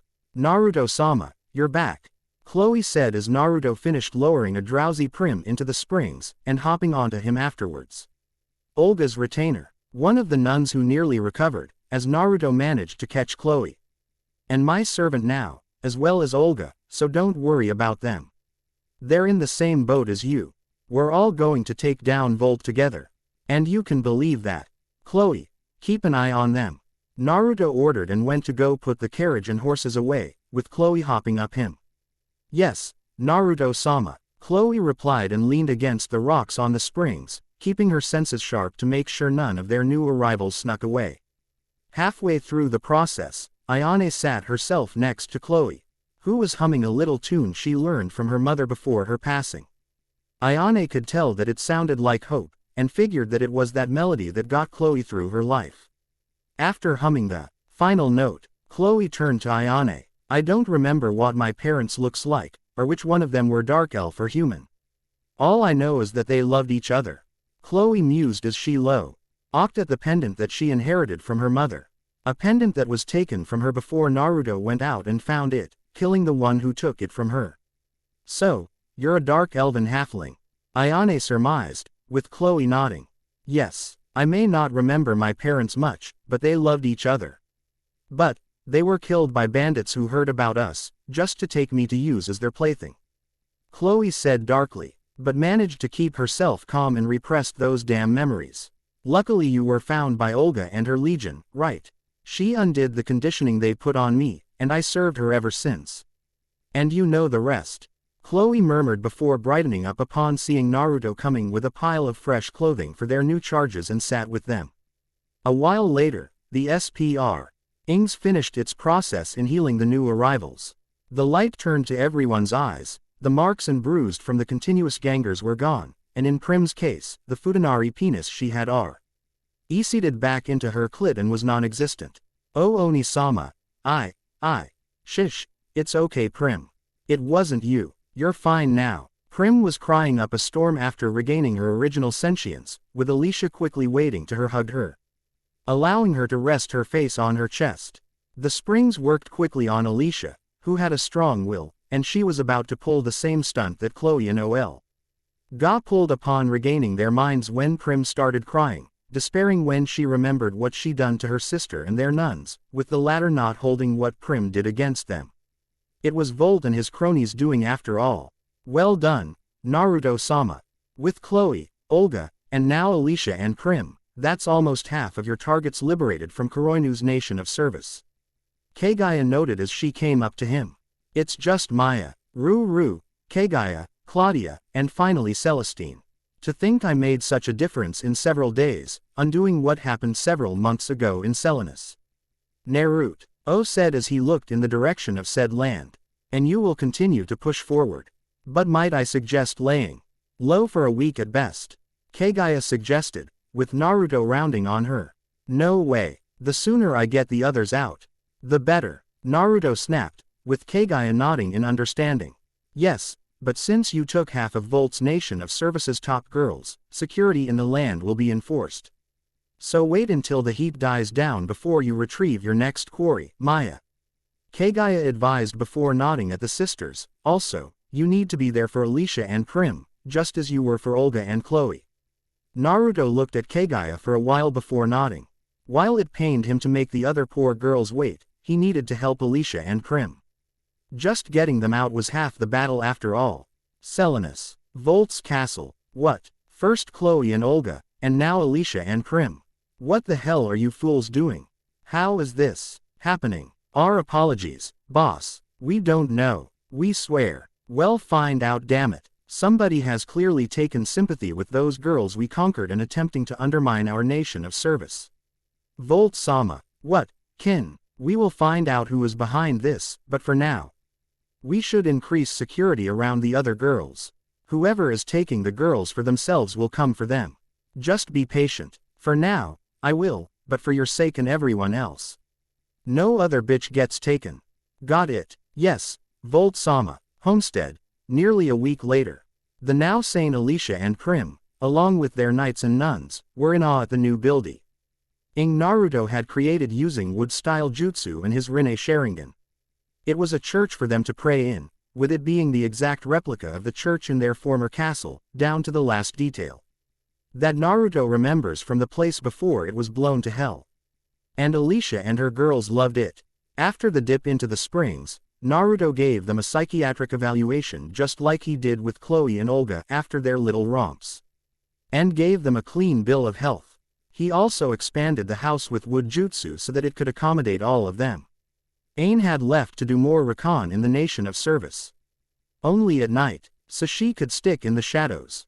She also said that she was like a guest helper in Naruto's mission, and there will be others when Naruto goes to rescue the other girls. No doubt they will be females, so it's show Naruto's quarries that he's trustworthy. In the meantime, Kaguya, why are you blocking my way into the kitchen? Naruto asked slowly, his eye twitching at the rabbit goddess's smirk. My deepest apologies, Naruto-sama, but could you wait for a little while longer? One of the girls is currently in there and is working on something, and I've been asked to keep everyone out, even you. Kaguya explained with an eye smile. Sure, after they bribed you with carrot cake. Naruto deadpanned, noticing the icing and crumbs on Kaguya's lips. Carrot cake is the cake of the gods. Just like your ramen is the food of the gods. Kaguya replied snarky as she quickly cleaned her face. Carrot cake, cake of the gods. I know several ladies who would like to have a word with you about that. Naruto thought with a sweat drop and shook his head as he walked away. Fine then. I'm going to go talk to Alicia. Remember to keep it in your pants, descendant. Kaguya shot at him with a stern look. As LNING yourself in the place of a girl I'm with, maybe I will. Naruto shot back with a grin, causing Kaguya to sputter. How did you know that? Kaguya howled at him with a blush as he rounded a corner. I didn't. Naruto laughed and Hiraishined away when Kaguya sent a Rasengan his way, her own version that she was still developing that had currently a habit of exploding on contract. Remind me to punish you for that, my lovely Usagi. Oh fuck em. Kaguya muttered and sweated when various scenarios ran through her head at how Naruto would punish her. All perverted in nature, with one of those scenarios having her bent over a table being plowed from behind by her Uzumaki master, with her face contorted with pleasure as her master spanked her ass. Church. Alicia was kneeling in front of the altar in her normal attire, doing her daily ritual of praying to Cami for strength and hope, and thanking her again for sending the savior that is Naruto, who was currently walking inside to find her so he could lead her to a surprise. Naruto's given her mental state a clean bill of health, as well as her companions, and she's deemed her ready to face her demon. The fact that she's just finished praying equals good timing, as she sensed Naruto approaching. Naruto dono. She acknowledged as she turned to face him. Alicia, I need for you to come with me.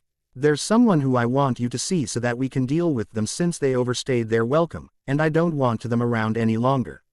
That, and I'm getting sick of using the pronoun game, so follow me. Naruto instructed before turning around. Wait, Naruto dono, Alicia called out, making him stop. He asked, turning around. When you rescued the nuns from those blasted imps, one of them said that our god sent you. Was that really true, or was that just a boast to catch the demonic spawn off guard? You're a ninja, so you don't look like the type to follow our god's teaching. Alicia remarked with a frown. You're right, just because I'm the avatar of the Sanin no Megami, the three goddesses, doesn't mean that I follow their ways. Naruto replied in a bored tone. Their avatar, how can that be? Alicia questioned, wondering if it's the reason she sensed a bit of their power in him. I'm the child of prophecy, putting me in the domain of Cami.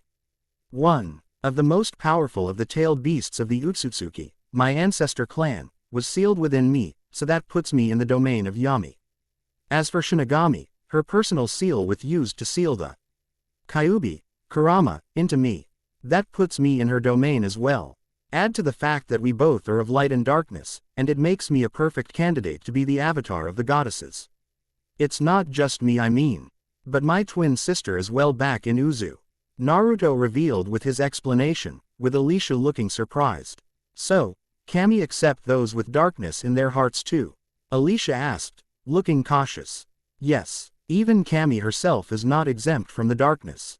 The gods above may be celestial and almighty, but they're the same as us, with an extremely hard job of managing the world we live in.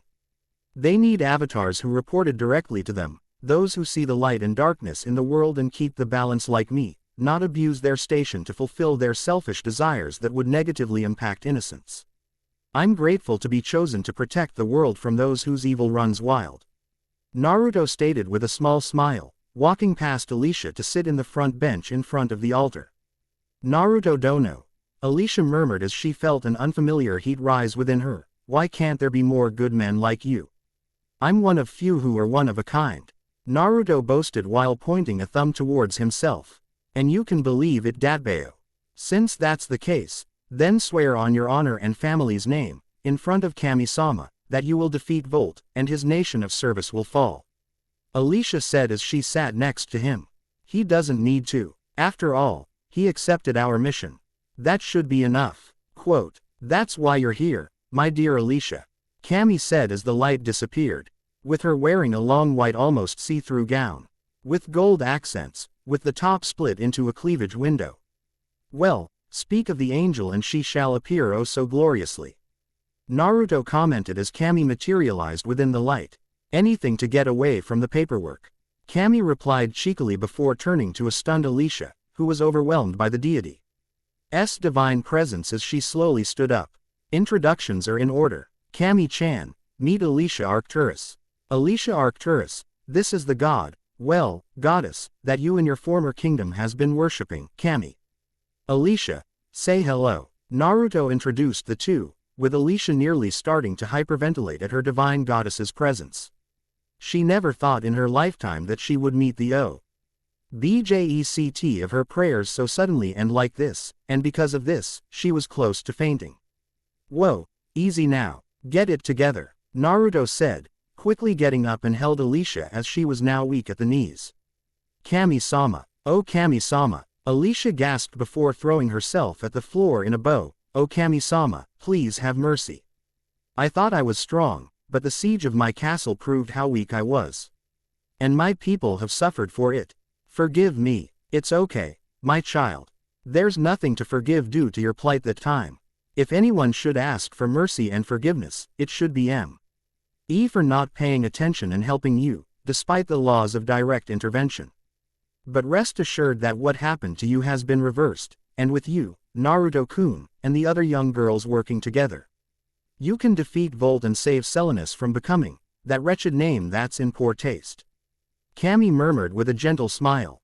Yeah, I heard it from the locals. Country. Naruto spatted in distaste. Even my godfather wouldn't use that word in his stupid stories.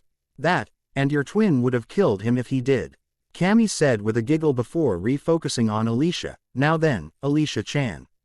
Quote, yes, Alicia responded quickly, but Cami raised her hand and put her finger on her lips. Please relax, my child. If you're so tense, then how will you be able to perform the SPECIAL assignment I have for you and fellow maidens in the Order of Chivalry? Cami chided her and poked Alicia on the nose. I need you and the others at peak performance to do what need to be done. Understand? Quote, I understand. Alicia nodded and calmed herself, not minding that Naruto put his arm around her. Good. Alicia Arcturus, if you desire to redeem yourself, then help save your comrades and defeat Volt. Trust Naruto-kun, as he will lead you to victory, just as he did in the Fourth Shinobi World War. That's all I ask. Can you do this, Alicia? Cami asked as she put her hand on Alicia's cheek. You wish is my command. Kami-sama. Alicia confirmed and kissed the ring on Cami's hand. That's all I ask. Also, Cami said before gently pushing Naruto away, leaning forward to whisper into Alicia's ear. While Naruto didn't hear his wife and tenant, his sweat dropped when he saw Cami's eye on him while still whispering to his fellow blonde.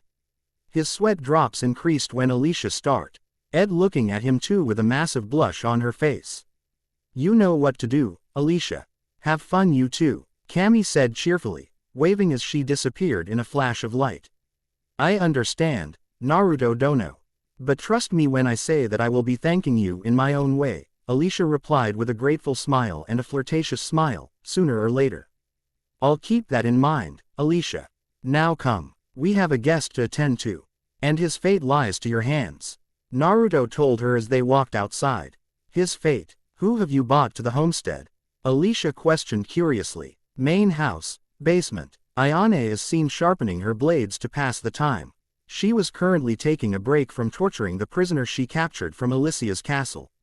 After hearing that her prisoner did to Alicia, she washing her feminine fury. Took you blondies long enough. Ayane suddenly said as Naruto and Alicia arrived. He was just about to lose his head. She jerked her head to the prisoner, whose head was covered with a bag. He was struggling in the chair he is restrained in, with bruises littering his large body. Not that it matters since he'll be dead in a few minutes. Ayane added sadistically, making the prisoner struggle harder. Seriously, this guy is just a client. He knows nothing. Hey, is that right? Naruto mused as he ripped the bag off the prisoner's head. What a shame. And I thought you could actually be just a tiny bit useful. But, it doesn't seem to be the case, Minister Beerle. You bastard. Beerle slurred out from a busted lip. Do you have any idea what you're doing? Naruto grinned evilly at the short, fat blob before him. Of course, you stupid idiot. I'm on a mission to free every lovely lady from your nation of service and take Volt's head. It's a mission from God, so I have to obey. Right, you fool. Why would you go against what we're doing in Selinus? You should be joining us. Beerle berated him with bloodshot eyes. Think of all the women you can bed with and without their consent. Tempting to a weak-willed man. Me, I'll have to pass. Naruto deadpanned before breaking Beerle's nose with a swift jab. The wives wouldn't be too happy with me if I took your offer. It'd be in bad taste, Dadbeo. How could you say no? It's inconceivable. Beerle yelled out and struggled, but stopped when Naruto punched him across the face, knocking a few teeth out. Some people like to think with their head between their shoulders like me, not the one we take a piss with, like you. Naruto said nonchalantly, shaking off his hand. Make no mistake that you still die. But there's someone who you should apologize to for your betrayal. And she's standing right behind me. Naruto moved to the side to allow Alicia to have a full view of the bound Beerle. The former minister was shocked to see the blonde beauty in front of them, the bangs in her hair shadowing her eyes. To see that her traitorous minister was a shock to the princess knight. But to actually see him after his actions against her, replaced her shock with a burning rage that flared inside her. She clenched her fists so hard that she drew blood through her gloves, straining them. Minister Beerle, I believe you know Princess Knight Alicia Arcturus. I'm sure you remember her, just as she remembers you. You know, the lovely lady who trusted you with her life. The same lovely lady you betrayed and violated. Naruto said, his voice growing increasingly hostile with each sarcastic question. But, how? Beerle breathed, looking terrified at Alicia looking so healthy. How she's looking so good. News flash scumbag. I helped restore her to before she was rode by you. Naruto said with a mean smile, but the memories, the experiences, the phantom pain, still remains. Beerle sweated at his revelation, his expression slowly turning to fear when he looked back and forth between the two blondes. Beerle, my former minister. I will not ask why you did what you did to me. I remember your reasons quite clearly. Alicia growled out, recalling an unpleasant memory of him having his way with her in her cell, and that is why. Alicia reached behind her back and drew her sword from its sheath. She twirled it around her fingers, walking around and stopped at his back. I have nothing more to say to you, she stated and swiped downward. Beerle shrieked, when he felt Alicia's sword hit something, only to feel that Alicia had cut his binding. Rubbing his wrists, she saw Alicia picking up his personal knife from the table where his possessions are. She appraised it for a moment before tossing it at her rapist. Take it, Alicia suggested coldly. I don't want to kill an unarmed man. At that, Beerle freaked out when he saw the uncharacteristic bloodlust in Alicia's eyes. Thinking quickly, he grabbed the knife and slipped behind Naruto, who raised an eyebrow at the knife at his throat. With an insane look in his eye, he thought he had the upper hand. Until Ayane let out a shrill giggle. Oh, you poor soul. Thinking that taking Naruto hostage will change your position. Desperate much, fatso. Ayane laughed, with Beerle looking confused. What are you talking much? I'm the one in charge here now. Me, I have your leader, and lest you want his throat splattered on the floor, you'll do as I say, immediately. Beerle ranted, bringing the knife close to aboard Naruto's neck. As for Naruto, he looked at Alicia and winked. Alicia widened her eyes as she remembered that he was a ninja, and smiled. Beerle was outright confused until Alicia leapt forward, and brandished her sword in an outward thrust. Ah! Alicia yelled, stabbing her blade through Naruto, and piercing Beerle in his heart. What? Beerle croaked out, his body shocky. As he stared at the blonde beauty in shock. Alicia, you ga. He threw up blood from his mouth, and as his blood hit Naruto. At the impact, the latter poof out of existence, leaving a skewered log in his place. Never let your guard down, even in the face of victory. Then again, you had no victory to begin with. Naruto said as he walked out of the shadows. You stabbed Alicia in the back. You held her girls hostage, ending with their innocence stolen. Did you seriously think that we were going to let you live after your crimes? You bastard. Beerle choked out before coughing up blood. Alicia pulled out her sword, letting Beerle fall to his knees. He looked to see Alicia radiating a dark aura, with her eyes showing a lack of mercy. Alicia, please. I helped raise you after your mother killed herself. You owe your life to me, Beerle pleaded, but was cut short when Alicia stabbed him in his throat. Ayane-san found your journal. You killed my father, made my mother your plaything, driving her to suicide. You violated me, and left me unable to protect Prim. Consider this justice, Alicia stated coldly and pulled her sword out. It was Volt, all Volt, Beerle rasped out, weakly reaching out to the two evil-looking blondes. We know, Ayane suddenly said with a demonic grin on her face. He's next. At that, Alicia swiped her sword at Beerle, cutting it cleanly across Beerle's neck. The former minister's head separated from his body, and was smashed under Naruto's boot. Without missing a step, Naruto quickly wrapped Alicia in a hug. The latter dropped her sword at the contact, and allowed herself to be led out of the basement by her fellow blonde. Naruto, Ayane called out as the blonde maid at the top of the stairs. Comfort her. You know what I mean. She's right, you know. Kaguya piped up in his mind. The last thing she needs on her mind is to dwell on her kill. Even if it is that scumbag. Quote, Naruto didn't answer either of the girls. Instead, he lifted Alicia up in a princess carry position and walked away. Ayane smirked at his wordless answer, before going to work by setting Beerle's body ablaze with a fireball jutsu. Ashes to ashes, dust to dust, Ayane mused as her eyes glowed. When this is all over, Volt is fucked. Cuckoo. Outside the kitchen, as Naruto walked in the hallway with Alicia still in arms, he saw Kaguya still standing outside the door to the kitchen. Okay, spill it, Kaguya. What's going on in there? Naruto demanded as a burnt smell reached his nose. Who's trying to burn down the house? Never fear, Naruto-sama. Everything is under control, Kaguya said with a slight giggle. This sanctuary will not burn under my watch. Where's Prim? Naruto asked to ease Alicia's worries. In the garden. The flowers are keeping her mind off her time as Volt's slave, Kaguya answered, as she was the one who suggested it. I'll leave her to you then. I have to take care of Alicia-chan here, Naruto said before walking off. Kaguya waved them off as they exited the house. She then sighed before expanding the sound barrier jutsu she originally had on TUPPOSED to pour the oil in the pan, not the stove. You stupid sheltered dolt. Khloe yelled through the door. At least I didn't mix the sugar with the salt, you big dummy. Prim shouted back loudly. Kaguya facepalmed and shook her head at the princess and dark elf failing to make a cake together. The cake was Prim's idea as a thank you to Naruto.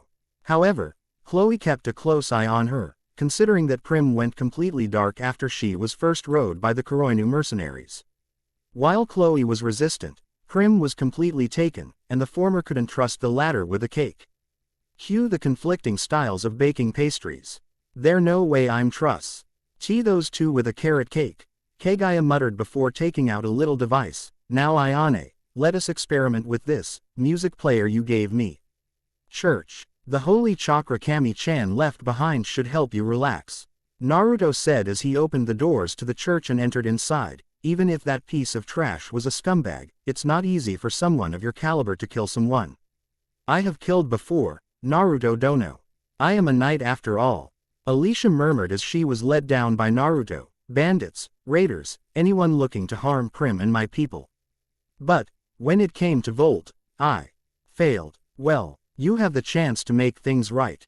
Just now, you took the first step, killing that fat pig of a traitor. With him gone, we removed one of the Nation of Service's key influencers, Naruto assured her, while noticing a strange smell in the room as they walked down the aisle. We must reunite the Fellowship, the Order of Chivalry. You have Prim and I. Now there's Maya, Ruru, Kaguya, and Claudia left. Together, we can rescue Celestine-sama, and end this nightmare by defeating Volt, Alicia said with determination in her voice, as the holy chakra lifted her spirits. As soon as she smelled the same substance Naruto was smelling, her body became warm, and her chest went tingly. She put a hand to her mouth to trifle her gasp as she cheeks went red, and started to rub her thigh together as they walked. As for Naruto, he frowned at the smell, and widened his eyes when he recognized it. Looking around, he saw license bowls with Yami's kanji signature on them. Hearing a creak, he turned around to find Ayane closing the church doors with a smirk and a wink. That Yami-chan, she had Ayane set this up, Naruto commented to himself before wearing a confident smirk. It's okay. This kind of aphrodisiac only affects girls who are near the ones they're attracted to. Alicia and Prim should have the hots for each other. Naruto's confidence wavered when he felt Alicia's slender arms wrap around him. He sighed and turned around in her embrace to find her blushing up a storm, with desire in her eyes. I guess you really want to thank me for saving you from that nightmare in Esodia, Naruto mused as he caressed her hair. Well, Naruto said, looking Alicia straight in her eyes, looks like you'll have to return them. Alicia smirked, leaning in closer, give me a reason to. No other words were spoken as Naruto kissed Alicia. The latter pushed her tongue into her fellow blonde's mouth, with Naruto accepting and danced his tongue around her own. Naruto picked Alicia up by her thigh, allowing her to sit on his hand as she wrapped her legs around his wrist. Naruto walked down the rest of the aisle, kissing Alicia until he reached the end. There was a bench that was not there before conveniently placed in front of the altar. Paying it no mind, Naruto sat her down, allowing Alicia to take in some much-needed air. Alicia panted as Naruto joined her on the bench. How is that, Alicia-chan? Naruto whispered in her ear. Stop teasing me, Alicia whined. When Alicia was under the thumb of Kuroinu's Nation of Service, she never reached the height of pleasure she was reaching now. There was rarely ever foreplay, but handjobs, sucking, and fucking on her part. There was barely any pleasure from the men's groping her body. All they cared about was their own pleasure, and not hers. But now she was with someone who cared about how she was feeling. And all the tension she felt from remembering her hellish time was being released. With every touch and every squeeze, her time seemed more like a bad dream than a horrible memory. Eep! Alicia jumped when one of Naruto's hand reached her private area. His hand slipped into her panties and started rubbing her clit, and Naruto. That's. Her hands shot forward and gripped Naruto's wrist, but either pushed or pulled them away. He fully intended on taking her mind away from Kuroinu, and into him. There was no way she or the others could go back to Esodia. They were coming back with him, if they wanted to, that is. Then, let us go together. Alicia countered before reaching out and grabbed the noticeable bulge in his pants. I need to reward you properly after all.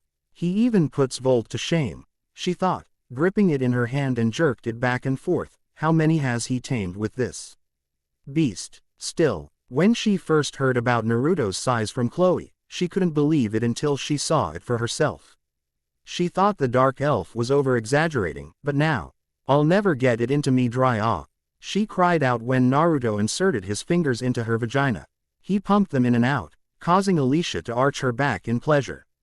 The feeling was so foreign to her that she nearly blacked out.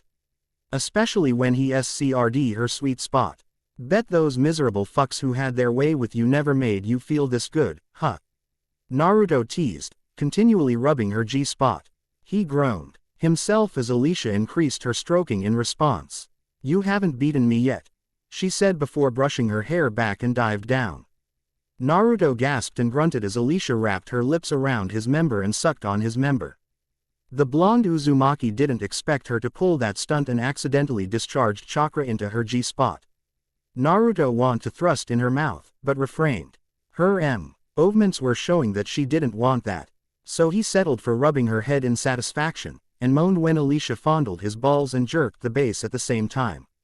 While it's a shame she's using what she's learned from her R's to pleasure him, at least she's doing it on her own free will. Not to be outdone, Naruto moved Alicia's womanhood closer to his face, before beginning to assault it with his tongue. Gripping her subtle buttocks, the closeness allowed Naruto to thrust his tongue in and out of Alicia. Alicia let up on her felteo to let out a loud moan. It didn't stop Naruto from eating her out. Goo, Alicia-chan. Both blondes reached their respective climaxes. Alicia's juices flooded Naruto's mouth, while his semen shot up into Alicia's mouth.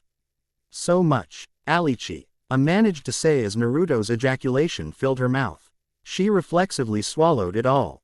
With each swallow, a bit of shame swept into her being.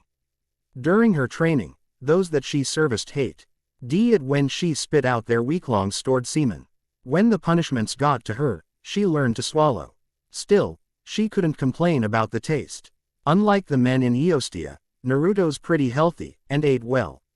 Alicia, are you okay? Naruto asked gently, sitting up and sensing the influx of her emotions through his empath ability. The springs may have restored my body, but, Alicia started to cry and sniff. Sitting on her knees on the bench, the training is still.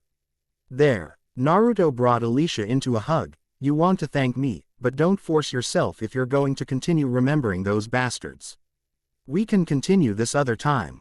He got up and reached for his pants, but Alicia grabbed his wrist.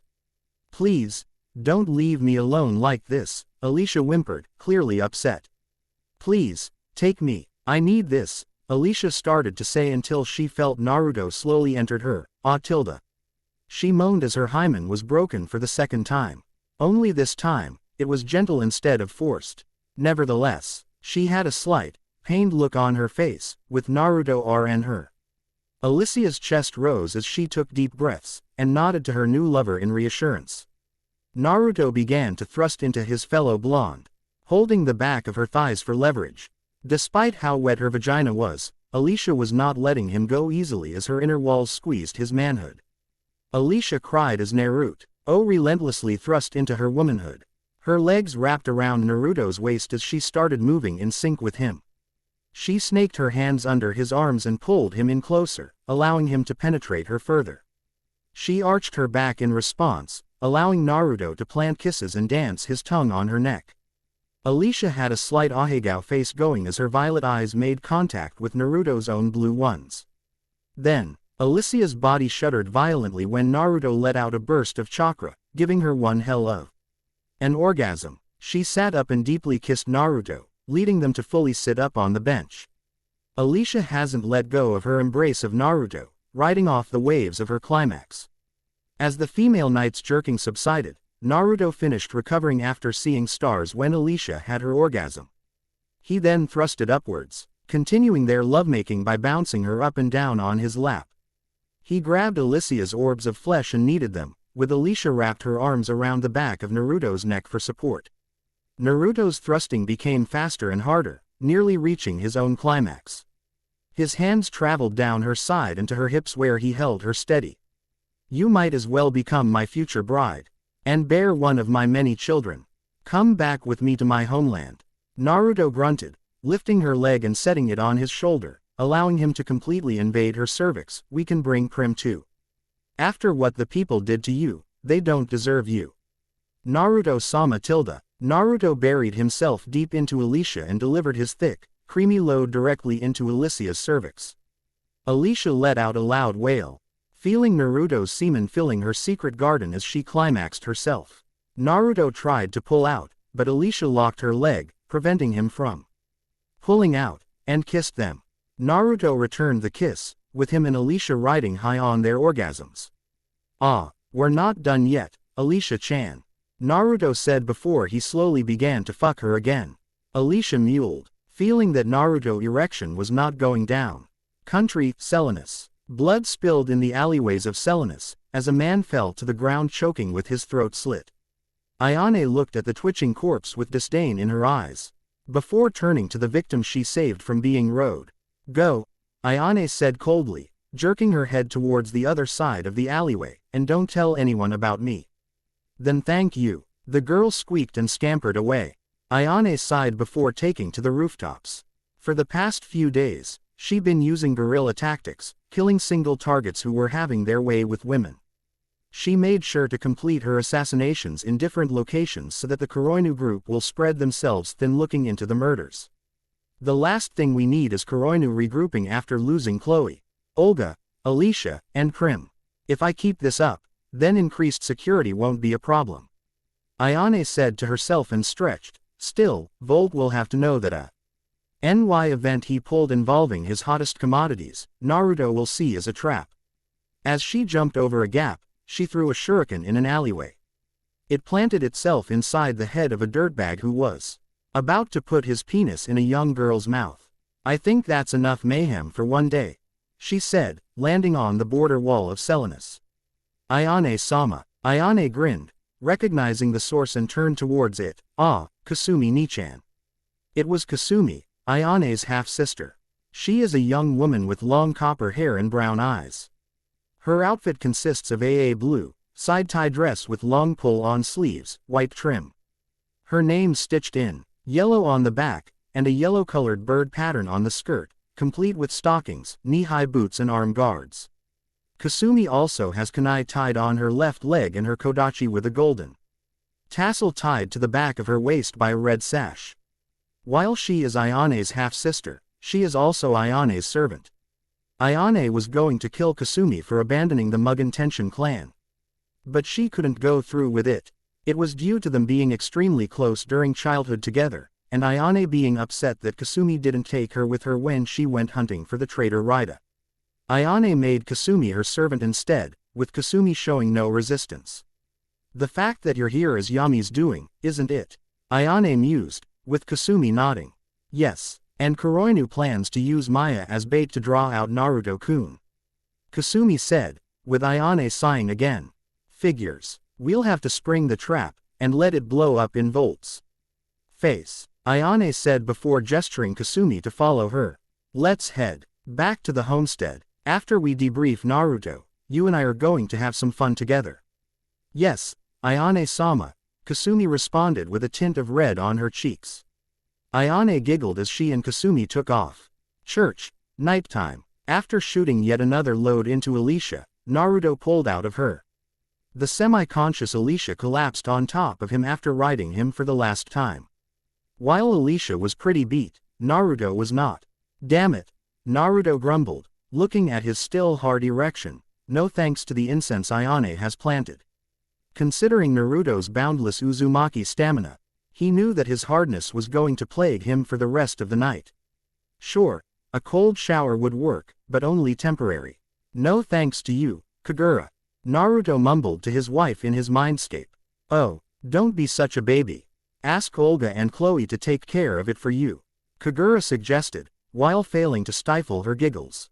Before Naruto could retort, he sensed someone behind the other benches. Bansho Tenin, he muttered, raising his hand in the direction of the intruder.